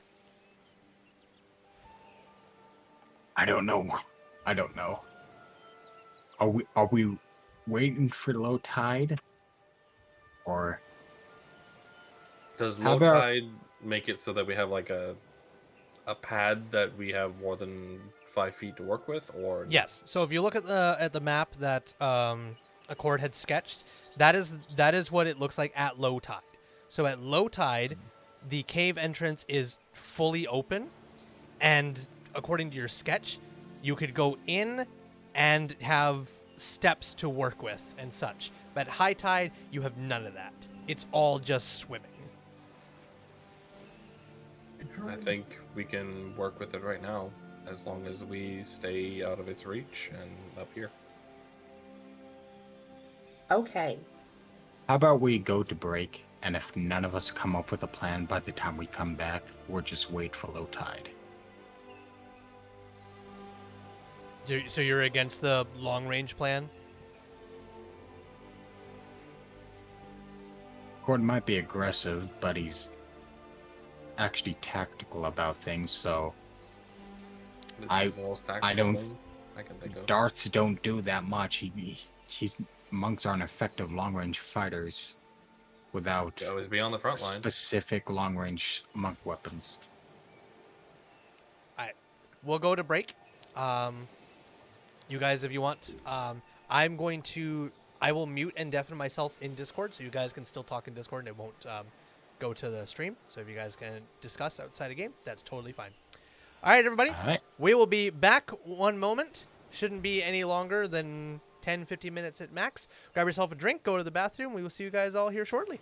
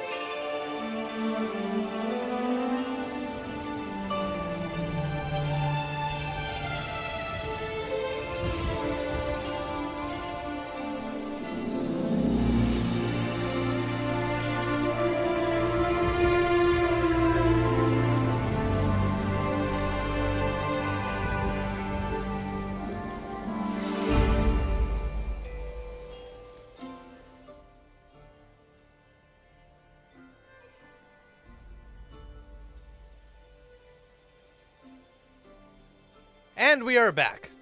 Welcome back, everybody. Hope you had yourselves a good break. Got yourselves a nice bathroom, a nice thing to eat, munch on, feast upon, whatever you need to have. Hope you've got it. All right, we return with our intrepid adventurers on the cliffside steps to the Seagrow Caves, wondering what their best plan of action is. Do they try to attack this creature from afar? Do they wait until low tide and try to go inside, or do they do something else entirely? We will find out. Right now we go live to our intrepid adventures on the Seagrow Cliff. There's such thing as aquatic dragons, alright? Some are. Yes. They're like a dragon turtle would be an aquatic dragon. Do we know about bronze and copper and all that? Because some of them do go underwater. Unless you are proficient in wands. history, Yes. you can make a check. Awesome. I'm 'Cause I legitimately proficient. don't remember. I am proficient in history as well. Hog. You may make a check. I think I'm good at everything. You may also make a check, Mrs. Jack of all trades. 11. 11. 10. 10. We'll wait for Mrs. Jack of all trades. Three. Did you say 3? Yep. I Solid. know the opposite of something. Excellent. The two of you are pretty sure some dragons can swim. Can't exactly recall which ones, but you're certain some of them can indeed swim. Yeah, there's like sea drakes and stuff, right? Probably. Seems like there would be. Never encountered one, but seems like something that's likely. Fantasia, you've no fucking clue. As a hermit, I've already... Read it somewhere. I definitely would have already established that my order worships Bahamut, so no. A lot of dragon shit. Bahamut probably could swim. He could probably do a lot of things. Yeah, including swim. He can also make it so he doesn't need to swim. Also true. Blah. But yes, both of you are quite certain there are some dragons or drakes of certain varieties that absolutely can swim. Can't recall any particular ones, but yes, absolutely a thing. I don't know if the thing that we're about to piss off is one of those, but... Hey. Are we going to try and do the pacifist way here, or are we going to actually, go in blazing? Alright. What? Yeah. What if this monster is their protector and we're killing it? That is... Unlikely. It might be its protector. That is something that was discussed back at Dragon's Rest. Here's what I say. I thought that he felt fear from them. No, sorry. Let me say. He felt fear from them when he got there. Yes, they might have. This might be protecting them from whatever they fear. Here's what I say. We do whatever to lure it out. See what creature it is, see if it's hostile or not. If it's hostile, we will either fight it or wait till low tide. Whatever. We'll cross that bridge when we come to it. I feel like if we it's bait it again, it's gonna try and fight us. But we have to be ready for that.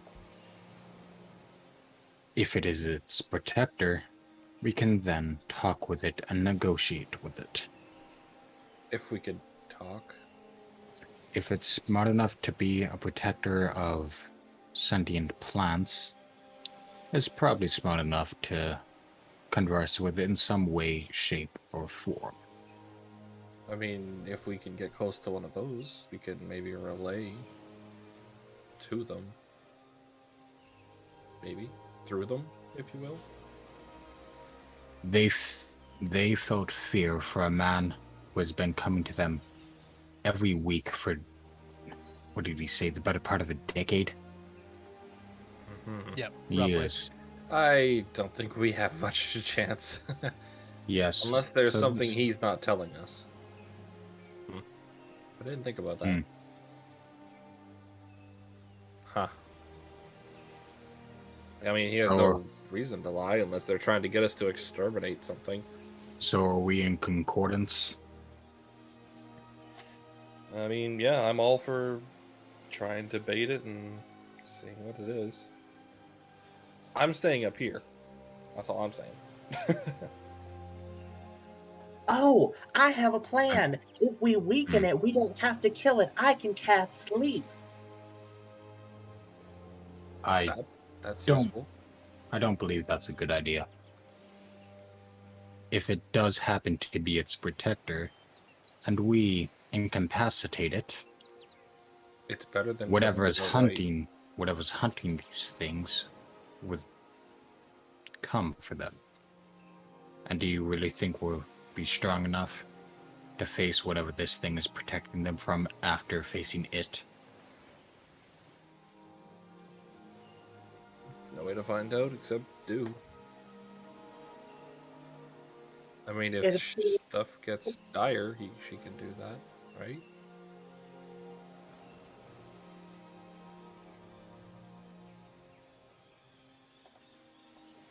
What's your guys' Cord plan? will pick up a rock, walk to like down the steps to the edge of the water.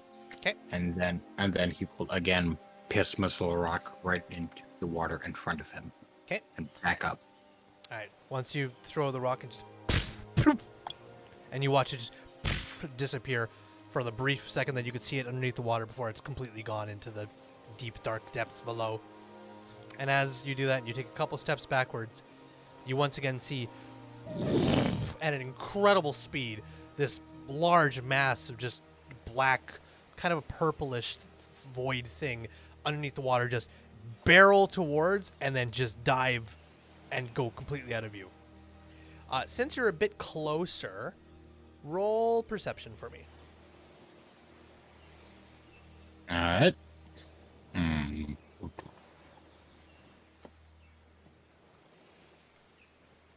Nat 20. Well, Second one. Would you look at that? Jesus. You got a very good look at it this time, as it was perfectly outlined as it went and then dived down. This is a very, very big octopus.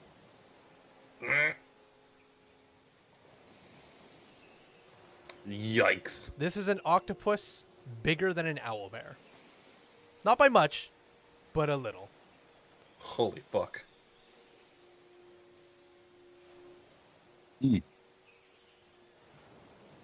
Cole will turn around, walk up, and he will say, "Well, I have good news and bad news. Yeah. Good news is I know what it is. That's good, I guess. Bad news is I don't think any of us have dealt with giant octopi before. A giant what? Octopus. Huh. Similar to a squid. I'm gonna be real with you. That's not what I was expecting. I don't know what I was expecting. Huh. And as you're saying that, all three of you can see that mass of black, and now you can see small little tendrils trailing behind it as it back into the cave. Huh. Well, I don't want to fight that thing. I don't either. I just don't know if we have a choice. If we want to try and mend relations. Mend relation. Wait till low tide. I'm fine with that. Okay. And okay, we wait till low tide. Okay. Are you guys Cord just will just waiting on the cliffside there? Cord will just sit on the cliffside and meditate, and whatever the others want to do until low Okay. tide comes. You guys have about 3 to 4 hours. If there's anything you want to do during that time, while the sun rises to its zenith in the sky. I think at this point is when, after working on this bag for 15, 20 minutes, he finally manages to put something into the middle of it and twist it in a myriad of ways. And then everything just kind of closes, and it seems to be working now. Nice. I'm not sure where I can put this, if I can actually add it myself. You should be able to. Okay. And then you see, and it's like, did I get it? And he immediately goes to open it, and okay, was it that piece or that? He's gonna reach in, and he pulls out just a giant, like, a metal rod, essentially, that has a bunch of cabling and other miscellaneous pieces. I will say, Fantasia's the only one that sees this, as Accord is meditating. Right. And the look on his face is one of, I did it. I got it. What did you do? I got it working. And he shows the very large piece of metal, and he just kind of like opens the bag and just like drops it in. The bag doesn't even like move or anything. It just like, it's gone. And then he shows, he opens it and there's nothing in there. I got it to work. I love magic. Is that okay? Out of game because the cord doesn't see this. Is it the bag of holding? You got it. Yep. Artificers can make bag of holdings. Hell yeah. So he's ecstatic, and it also works for what he's doing later down the road. So he is now totally enthralled, and he's like taking out like random pieces and working on those as well. He's having a great time. Let's see here. I wish there was a way to have like a bag of holding that's like I can put underneath my infusions. But I don't know a thing about that. I don't know either. I'll just make sure I have it, marked off. That one is using it. So yeah, he's gonna spend his time working on that. All right.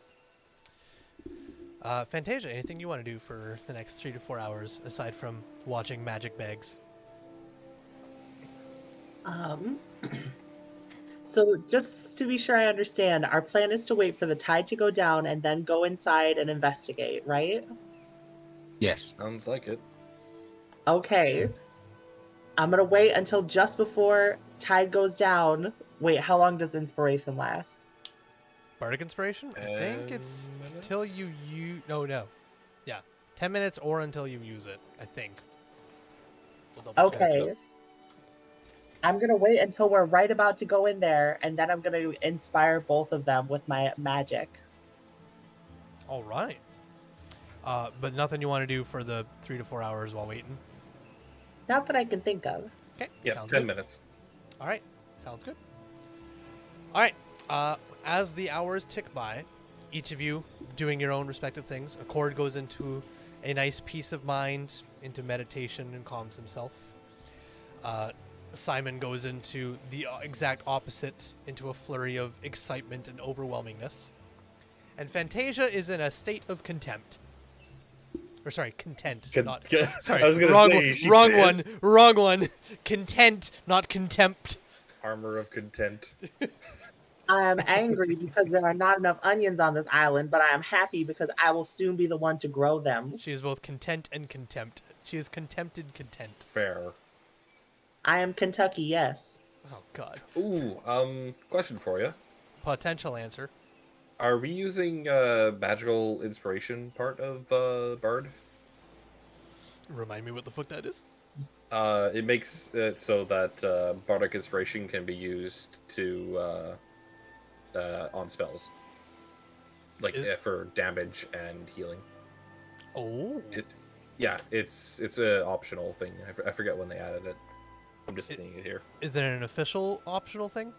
I think it is. What's it called? I think it might be from Tasha's Magical Inspiration. Magical inspiration. I spelled that so bad. I think it's from Tasha's, yeah. Yeah. If it's from Tasha's, it's fair game. Hell yeah, brother. I believe it's from Tasha's. All right. Yeah, I just looked it up. It said book Tasha's. So, yeah, nope. If it's in an official book, it's fair game. Hell yeah. Let's go. All right. So, as the hours pass by, you are very content with your book, or sorry, with your bag. Fantasia is both contempt and content with the island and her plans, and Accord is content with his piece. I think Contempt. at least maybe his contempt with his piece. I don't know. But nonetheless, you guys occasionally look out over the water. The cave is fully available. You can see the water is very, very low, and you can see that there is a very shallow bit of like a rocky ramp that disappears into the water that the steps go right down onto. So you can go right into the water, and the water will come up to about your waist, between your knees and your waist, and you can walk in the rest of the way. All right. I walk in. Okay. I'm going to take a quick look around. I'm actually going to look at that vent that I had seen before. Sure. Going Just back up and because- looking over the vent. Yeah. Are you just looking at the vent, or are you going straight over to the vent looking in it? I'll put my hand above it to see if it's hot first. Okay. For the And- purposes of time, I'm going to say doing this before you guys go down, because we have to go Probably, back yeah. all the way up to the top of the cliff. Oh, I thought it was Cliff near the bottom. No, My bad. this is at the top of the cliff plateau. And Then because- never mind. I'll do it later. Okay, never mind then. All right. So, as you guys make your way down into the water, marching order coming off of this ramp. Accord, who's behind Accord? I guess I am. Fantasia, and the then Simon at the rear. All right, as you guys splash into the water, looking in into the mouth of the cave. Multicolored fungus cover the walls of this tunnel, its bioluminescent glow filling the cavern with dim light. The surface of the water swirls with colorful, faintly glowing spores, perhaps reacting to the movement of something under the surface. It's very beautiful in here. The biodiversity is crazy. I wonder if it's because of the myconoids. Cord will take a look at the map and You're basically standing pretty much right where it says B1. yes. He will walk forward up the steps to what says B2, right So- in front of that little pond. So as you begin taking your first steps, the water begins to swirl around your guys' feet. And you see two little eyes right where the water begins to meet the steps plop out. About the size of your fist, these eyes are. Before suddenly... And this massive octopus rises itself out of the water, and you just see its beady eyes staring directly at the three of you as its tendrils and begins motioning towards you guys. I'm going to have you guys roll initiative. This is what I was afraid of! Don't forget that you both have been inspired. Inspired. Inspired! Sorry, Joe Cat has ruined it for me. Thank you, Joe Cat. All right, and I'll pull up the battle map for you guys here. I need to roll initiative. Where the heck is my... Nat 1. Ooh. Rough. I, once again, don't have my dice over here. Augers. Mouth. I'll have to go get my Let's dice. go. That is a big deal. Very large deal. Deals of the largest variety. Indeed.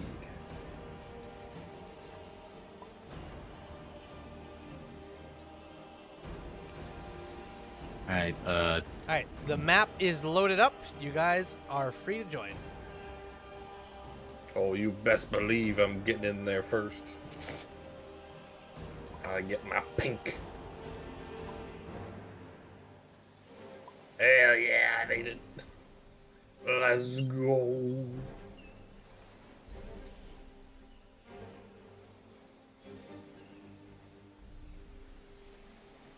And Daydream, I will share it for you here.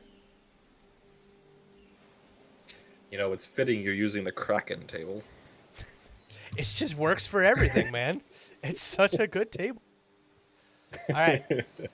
So, we've got Jackson and Breach in here, and then Daydream is watching from outside.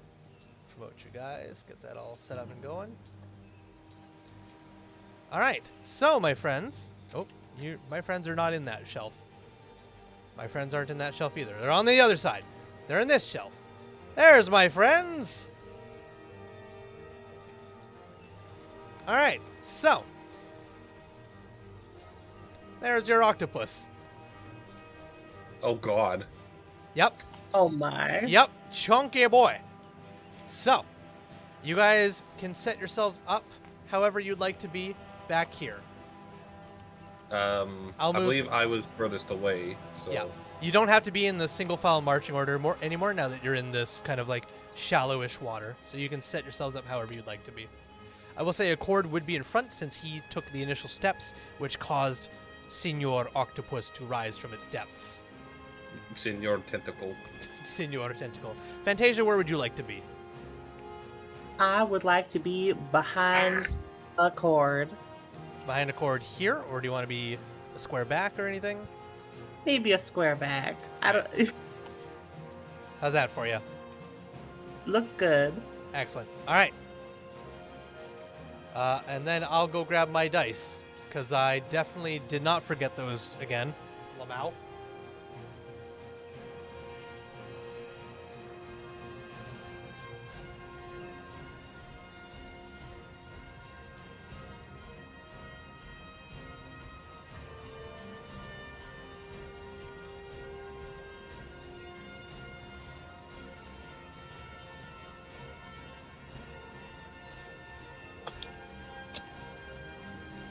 Don't forget to like the broadcast, everyone.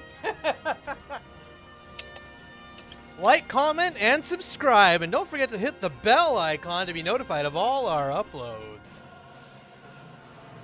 All right. Shift T. Shift T. Step block there for the octopus. All right.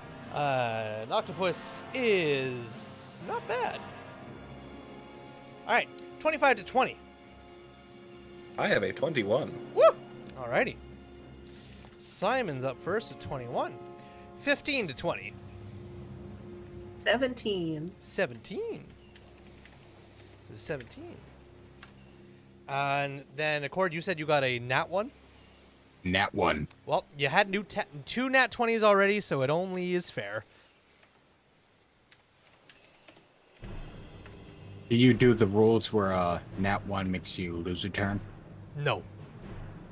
Okay, Jesus good. Christ. I've never heard of that before. That sounds awful. That sounds ugh. All right. That's nasty. So, top of the round then is Simon with the 21 as Accord takes a couple steps and this octopus rises out of the water and you can see the full scaling size of this thing. You're up first. What would you like to do? Crap. Are we fighting or are we like trying to talk? Answer me now. It's an octopus. It's not intelligent enough to converse with. Crap. I mean, I could just Yeah. I'm just gonna first pop off a firebolt, and then I'll see if I can move around. All right. afterwards. Go for it. Fire off that firebolt. That is an 18 to hit. That'll absolutely hit it. Yeah, I'm going to. Yep. See what I get for. Oh. That is a singular point of damage. A single point of damage against the octopus. All right, as you, it just nicks one of its tendrils. I don't think the octopus even noticed, but you hit it. Oh man, that's bad. We're in difficult terrain, aren't we? Your movement is no. For this, no. For this, no. No. Okay. I would say it just barely comes up to about half. Nah. This fight's tough enough as is. You're fine. I'll go 1, 2, 3, and then this is the wall, I imagine. Yes. Conveniently, the edge of the table is the rock wall. Perfect. Man, I'm actually gonna go back here. Yep. And that's all I could do at the moment. All right. After that, it is Fantasia. You are up. Am I within 60 feet of this abomination? 5, 10, 15, 20, 25. Absolutely. It is within 25 feet of you. I would like to cast Fairy Fire. Alrighty. Ooh. That's a good plan. Go ahead and make the spell attack roll, I believe it is. Is it a saving throw? I think Each Fairy eye- Fire is a symptom. Maybe it is. Let's find out. What's it say for your fire, Daydream? Any creature in the area when the spell is cast is also outlined in light if it fails a dexterity saving throw. Okay, so it's gonna make a dex save. All right. Dex save for the octopus. Yeet. That is a 7. Ooh, Yay! let's go. That's actually a huge deal. Holy shit. Alrighty. So this octopus now has fairy fire. Whew. And what are the effects of Fairy Fire? It's big. You want to read out what happens if it's affected by fairy fire, Daydream? Any attack roll against an affected creature or object has advantage. Oh, whoops, I closed it. Hold on one second. Any attack roll against an affected creature or object has advantage if the attackers can see it. So you all have advantage while fairy fire is on this octopus. Correct. Also, it can't go invisible. Yep. Don't worry, this octopus is not capable of going invisible. It does have ink. That's true. It could just, but that doesn't count as invisible. All right. How long does fairy fire last again? A minute concentration. 1 minute concentration. Excellent. So, this is a good time to teach you about concentration spells, Daydream. So, concentrating, when you cast a spell with concentration, you are concentrating on that spell, meaning you cannot cast any other spell that also requires concentration. You can only concentrate on one spell at a time. You can cast other spells that do not require concentration. Those are fine. But you can only concentrate on one concentration spell at a time. On top of that, if you take damage at any point in time, you need to make a Constitution saving throw. There are 2 ways to do it. I do the easy way. Your DC is 10. If you fail, you lose concentration on the spell and the spell is over. If you succeed, you maintain concentration. We'll cross that bridge when we get to it, but all you need to know for right now is that while you concentrate on Fairy Fire, you cannot cast any other spells that also require concentration. That's the most important part. They'll immediately end. Yeah. But you can drop it whenever you want if you want to cast a different spell with concentration. But the effect of Fairy Fire would also end. Mm-hmm. Got all that? Yeah, how can I There's tell if a one. spell is concentration? It will It'll say it in it will its say it duration. in its abilities where it says like VSM. It will also then say concentration. It'll say it in its duration. Oh, sorry, in the duration part, yes. Yeah, maybe like a minute, an hour, 8 hours, and it'll say concentration or it won't. Okay. All right, so You've got Fairy Fire on the octopus. It is brightly lit up. It cannot go invisible, and all attacks for the next 10 minutes and while concentration is on have advantage. 1 minute. Sorry, 1 minute. I was gonna, 10 minutes. 10 minutes Damn. would be ridiculous. All right. You've got movement and bonus action. If you'd like, Fantasia. I'm gonna back up a little bit. Okay. If you back Have fun, up, Cord. I was gonna say, if you back up any more, you will begin to go into deep water and you will begin to float and you'll be swimming. Oh, I don't want that. I'm happy where I am now. Excellent. All right. For convenience sake, that's the edge of the table. All right. Yep. Nothing else for your bonus action? I literally do not have anything I can do as a bonus action. Got it. All right. From there, we move on to the octopus. So, this thing has only got 5 feet of movement on land, but thankfully it's not on land. It's got 50 feet in the water. So it's going to slip slappity its way up to a cord because the cord's the closest one. And it is going to make a tendril slap. It's going to, oh darn you, across the face. Smack. What? Woo-hoo-hoo-hoo! 24 to hit. Ooh. Oh, sorry. Would you both? I also lied. It has a reach of 15 feet. It don't need to get that close. Oh, God. You said that 24 to hit. 24 to hit. Would you believe I have an AC of 25? At level 2, no. At higher levels as a monk, absolutely. Okay. How much damage do I take? That is going to be 6 bludgeoning damage. Oof. As it just raises one tendril.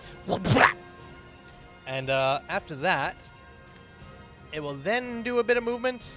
Blup, blup, blup. Getting within 15 feet of the both of you. Actually, 5, 10, 15 feet of all 3 of you. Excellent. All right. All right. And that is the octopus's turn. Accord, you're up. I would like to throw one of my enhanced poison darts. You got at it. one of its eyes. Go for it. Make a dart attack.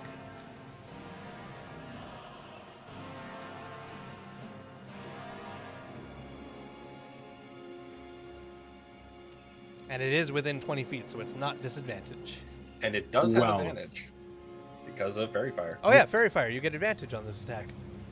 12 and then 15. 15 will hit. Let's go. So, Yeah. roll your Okay. damage, and then roll an extra d6 for poison, and it makes a DC 12 saving throw against poison. That's Five damage. five piercing damage Alright. plus 5 poison damage. Woo! It's pretty good. Alright, and then for its Constitution saving throw against the poison condition, it rolled an 18, Oof. Ugh. Unfortunate. so it does not Oh. get poisoned. Okay.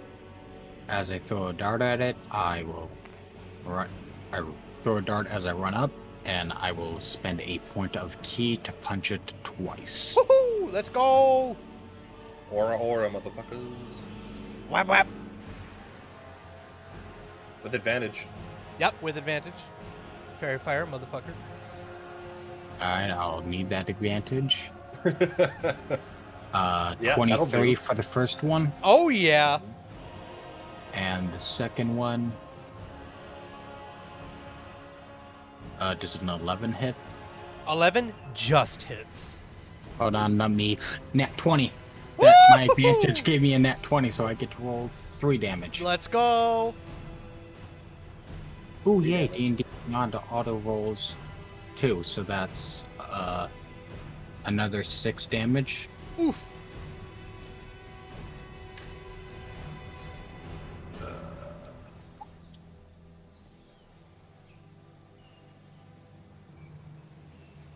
Plus 3. That's another 3. Question. Yep. I do 1d4 plus 2 damage. Do I add the plus 2 to each roll in No, just once? just one. That's alright. Then that's all the damage for this turn. Okay. As you go over there and just fucking wham, wham, channeling in your key points, giving it a good what for, and you come away with a bit of octopus tendril guts on your fists. You did some damage to it. You're putting in the good work. That's it for your turn? Yep. All right, from there, we have Simon. Seeing him going and engaging, Simon will kind of swing by it, seeing that its range is fucking gigantic. Yep. And before he gets within 5 feet, he'll sling off another fire. Actually, no, it's not going to be a firebolt this time. I'm actually going to. He's going to reach in, and he's going to take out. You know those bombardier beetles? Yeah. He's going to take out something similar to look into that. All right. And he's going to point it, and the backside of it just kind of expands and then just explodes in a line. Woo! I'm caustic brewing this guy. You got it. Let's see that caustic brew. So I believe it's a dexterity saving throw on its part. Okay. But I will cast it. What? Where do I actually see what it does? Hello? Oh, there it is. It is a 13 on the dex save. Oh, 13 is the save, unfortunately. It makes it. Okay, so... Anything on a success? No, it actually just doesn't do anything. Damn. Oof. Shame. As you get ready and just fire it off, and you're like, that must have done something, and as all the water and mist clears, the octopus comes back up from underneath the waves. Yeah, that's kind of what I thought. And he'll continue running this way. So I've got 1, 2, 3, 4, 5, 6. Staying within 15 feet. Yep. You got it. Playing a dangerous game. All right. I'm actually going to go behind him, so... Okay. And I'll do that. That's it for your turn? Yep. All right. Fantasia, you're up. I do not believe that Vicious Mockery is a concentration spell, so I'm going to cast Vicious Mockery. Sweet. All right. Saving throw on my behalf. It's a wisdom save for Vicious Mockery? Yes. You got it. Huh? 7. I don't know what my DC is. It's 13. It's under. You got it. What do you say as a Vicious Mockery to this octopus? I'm going to eat ya. All right. You know what? I see Fair. Roll up that damage.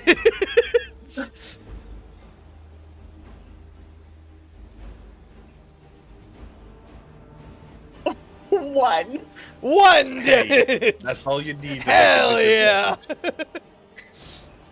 Yes, it now has disadvantage on attacks. Jesus. Next attack, I believe. Yeah, on its On its next next attack. Oh, yes, on the Yep. next attack. God God damn. So you may not have heard it morally, but out of confusion, it's gonna have disadvantage. And a little bit of a ping to its pride. Anything else in your turn, Fantasia? You still got movement if you wish to use it. I think that's everything. All right. From that, we have the octopus. All right. Simon, you tried to run away. Slap.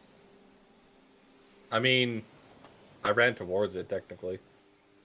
Yeah, but then And then away from it. then you fired off some massive cacophonous, and it's an equal opportunist, so it's going to slap you. All right, disadvantage. Oh yeah, disadvantage. Damn, Yep. because I rolled a 19 All right. and then a 17. Oh, shit. That'll hit. All right, yeah, 17 plus 5. So Yep. okay, that will be max damage.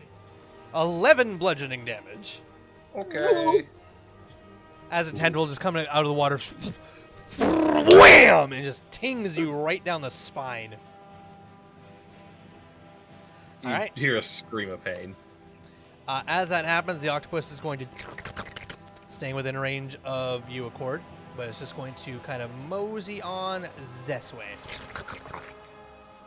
All right. After that, Accord, you are up. All right.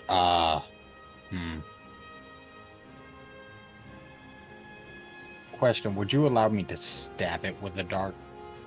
I'll allow that. Sure. Just make a regular unarmed strike. I was just wondering for the future. I'll just punch. Oh, okay. You're not actually stabbing it with a dart? Not currently. Okay, no worries then.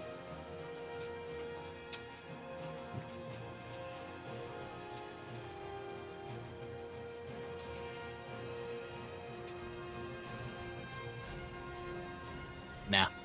Just.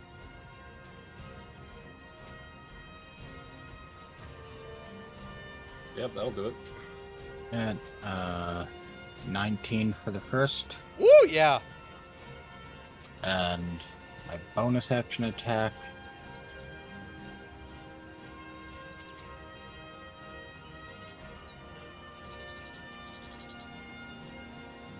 is another 19. Absolutely.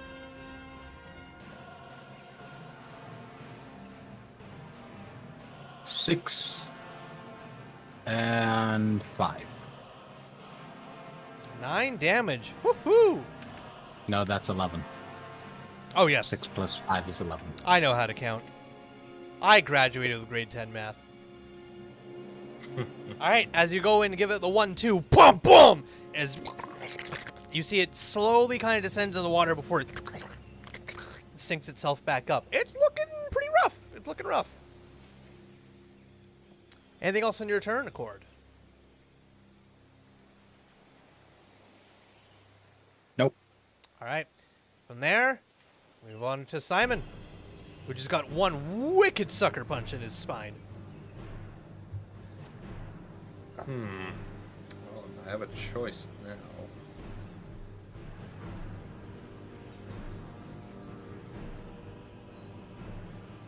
I think at this point, Simon will kind of keep running, but he'll take out that orb, crack it, and push it to basically his back, and have the all the little mechanical friends come on out. Gotcha. Go ahead and heal yourself. Yep. Yeah, I'll just do heal wound, cure wounds, and then I need to roll. Okay, so that's 6 total, but I'm also going to use the D6 I get. Is it D6 for Bardic Inspiration right now? Yes. Yep. I'll also use the D6 I get from Bardic Inspiration to buff it Nice. for an extra 2, so I get 8. All right, almost all of it. And I'm going to continue dancing around its range. That's out. I'm still going to try and keep in its range, but I'm going to try and make sure I'm like behind the cord, essentially. Gotcha. At least be annoying to get at. I gotcha. I guess that's it for now. All right, Fantasia, you're up. I would like to cast Vicious Mockery again. Alrighty. How many spell slots you got left after that? Spell slots are Oh, it's cantrips. Those are cantrips. Oh, Vicious Mockery is a cantrip? Yeah? yes. What am I thinking of as a spell? Hideous Laughter. Just Never a- mind. Yep. Or Dissonance Whispers or something. I was thinking of the other, like, mocking one, which is Hideous Laughter. Never mind. Go ahead. Oh, wait. Okay, it's a Lamau, wisdom saving saving throw. throw. Haha. Go ahead, Torsten. You got it, me.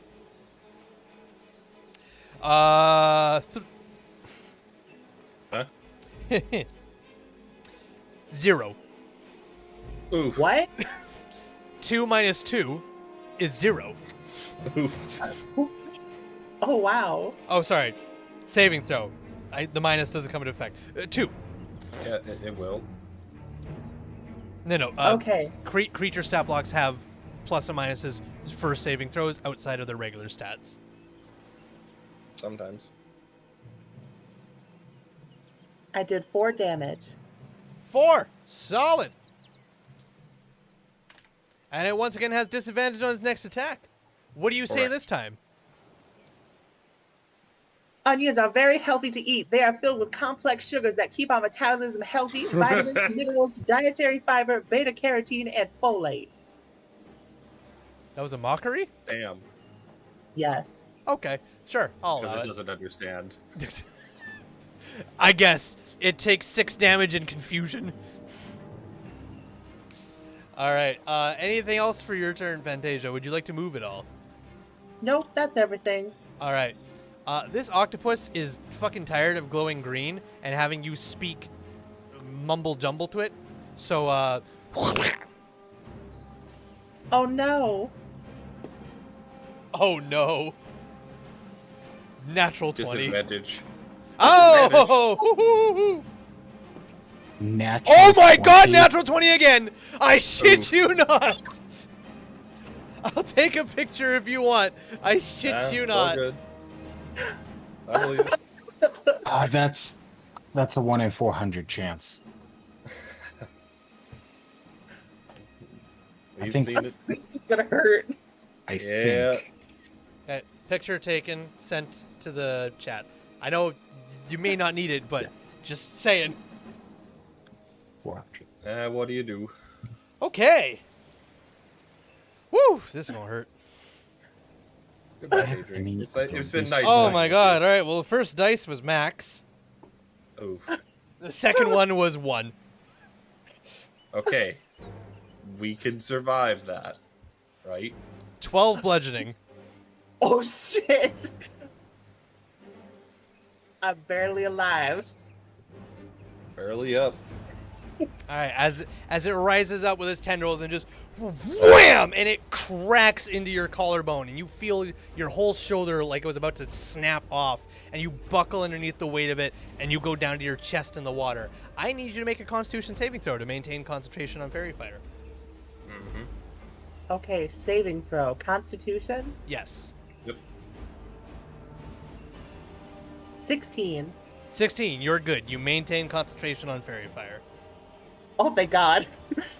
Yeah. Alright. Or jump. But at that, the octopus is going to try and disengage from you, Accord. And it's just going to go. Nope. Yeah, go ahead and make your attack of opportunity as it tries to run away. Bonk. Nat 20. Holy shit! All right, roll up your double damage. Bonk. Jesus. 5. 5. Solid. You take it. It's free damage. That octopus is looking hurt. It's free real estate. Shut the fuck up. All right, it's gonna. Yeah, octopus is gonna go over here and just kind of slowly slink in the water with its tendrils flapping about. But that is it. Accord, you're up. Accord is kind of insulted that this creature thinks it can get away from him, and will immediately chase after it, dive into the water, and start beating the shit out of it. Go for it. Beat the shit out of that octopus. Still an advantage. Indeed, 'cause still fairy fire. God damn. 13. That'll hit. Alright, and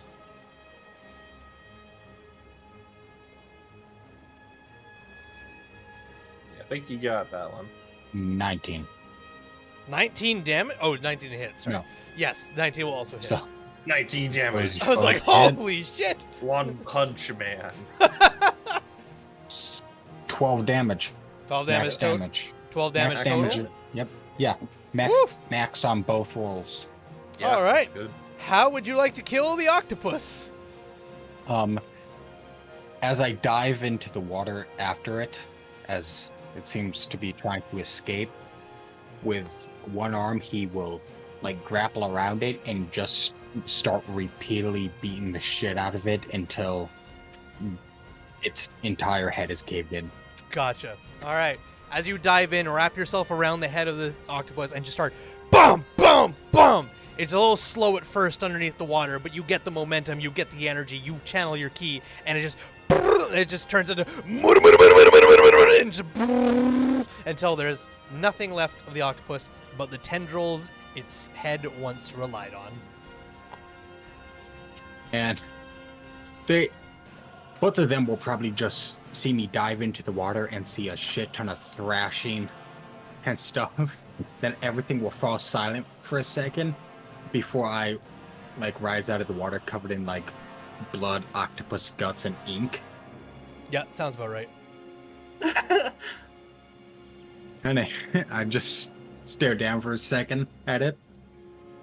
And a cord will like wipe the side of his the corner of his mouth where the octopus hit him before. And if both of you notice where the octopus hit, there is like the rest of his body, there's a scar there, but this, unlike the rest, this one is very faded. Like he got that like before any of the other scars on his body, right at the corner of his mouth. And he'll just wipe away whatever's there, blood where the octopus hit him.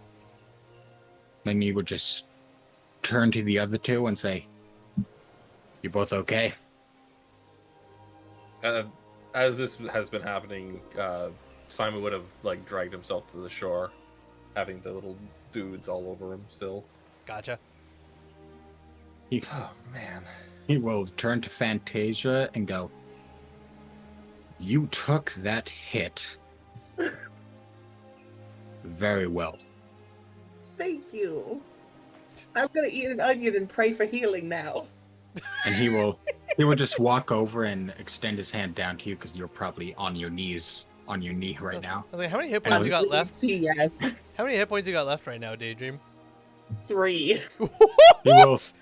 He will extend his hand down to you and he will say, "I respect that." Thank you so much. And then I'm gonna cast Cure Wounds on myself. Solid. You do that. Oh my god, yes, 9 HP. Hey, that's pretty good. Nice. We take it. All right. You take a Cord's hand to allow him to help you up. Yes. How does a cord look? Does a cord look damaged? He took a hit, but he's doesn't look that worn now. Okay. All right. At this point in time, as you guys gather yourselves and come up the steps out of the water into the proper opening of this cave, this 50-foot high cavern is a forest of multicolored fungi, ranging from tiny filaments to tree-sized mushrooms. A natural staircase of stone columns along the east wall leads up 10 feet to a higher cave area in the north. Water burbles down from that upper cave and collects in a large pool. 2 small mushroom-like people are working amid the mushrooms near the pond. A sickening smell like sulfur hangs in the air, the same smell you two had earlier. And at that point, we're going to end the session there. Quick question before we end. Could I have taken like some ink sac from the octopus? I don't see why not. Sure.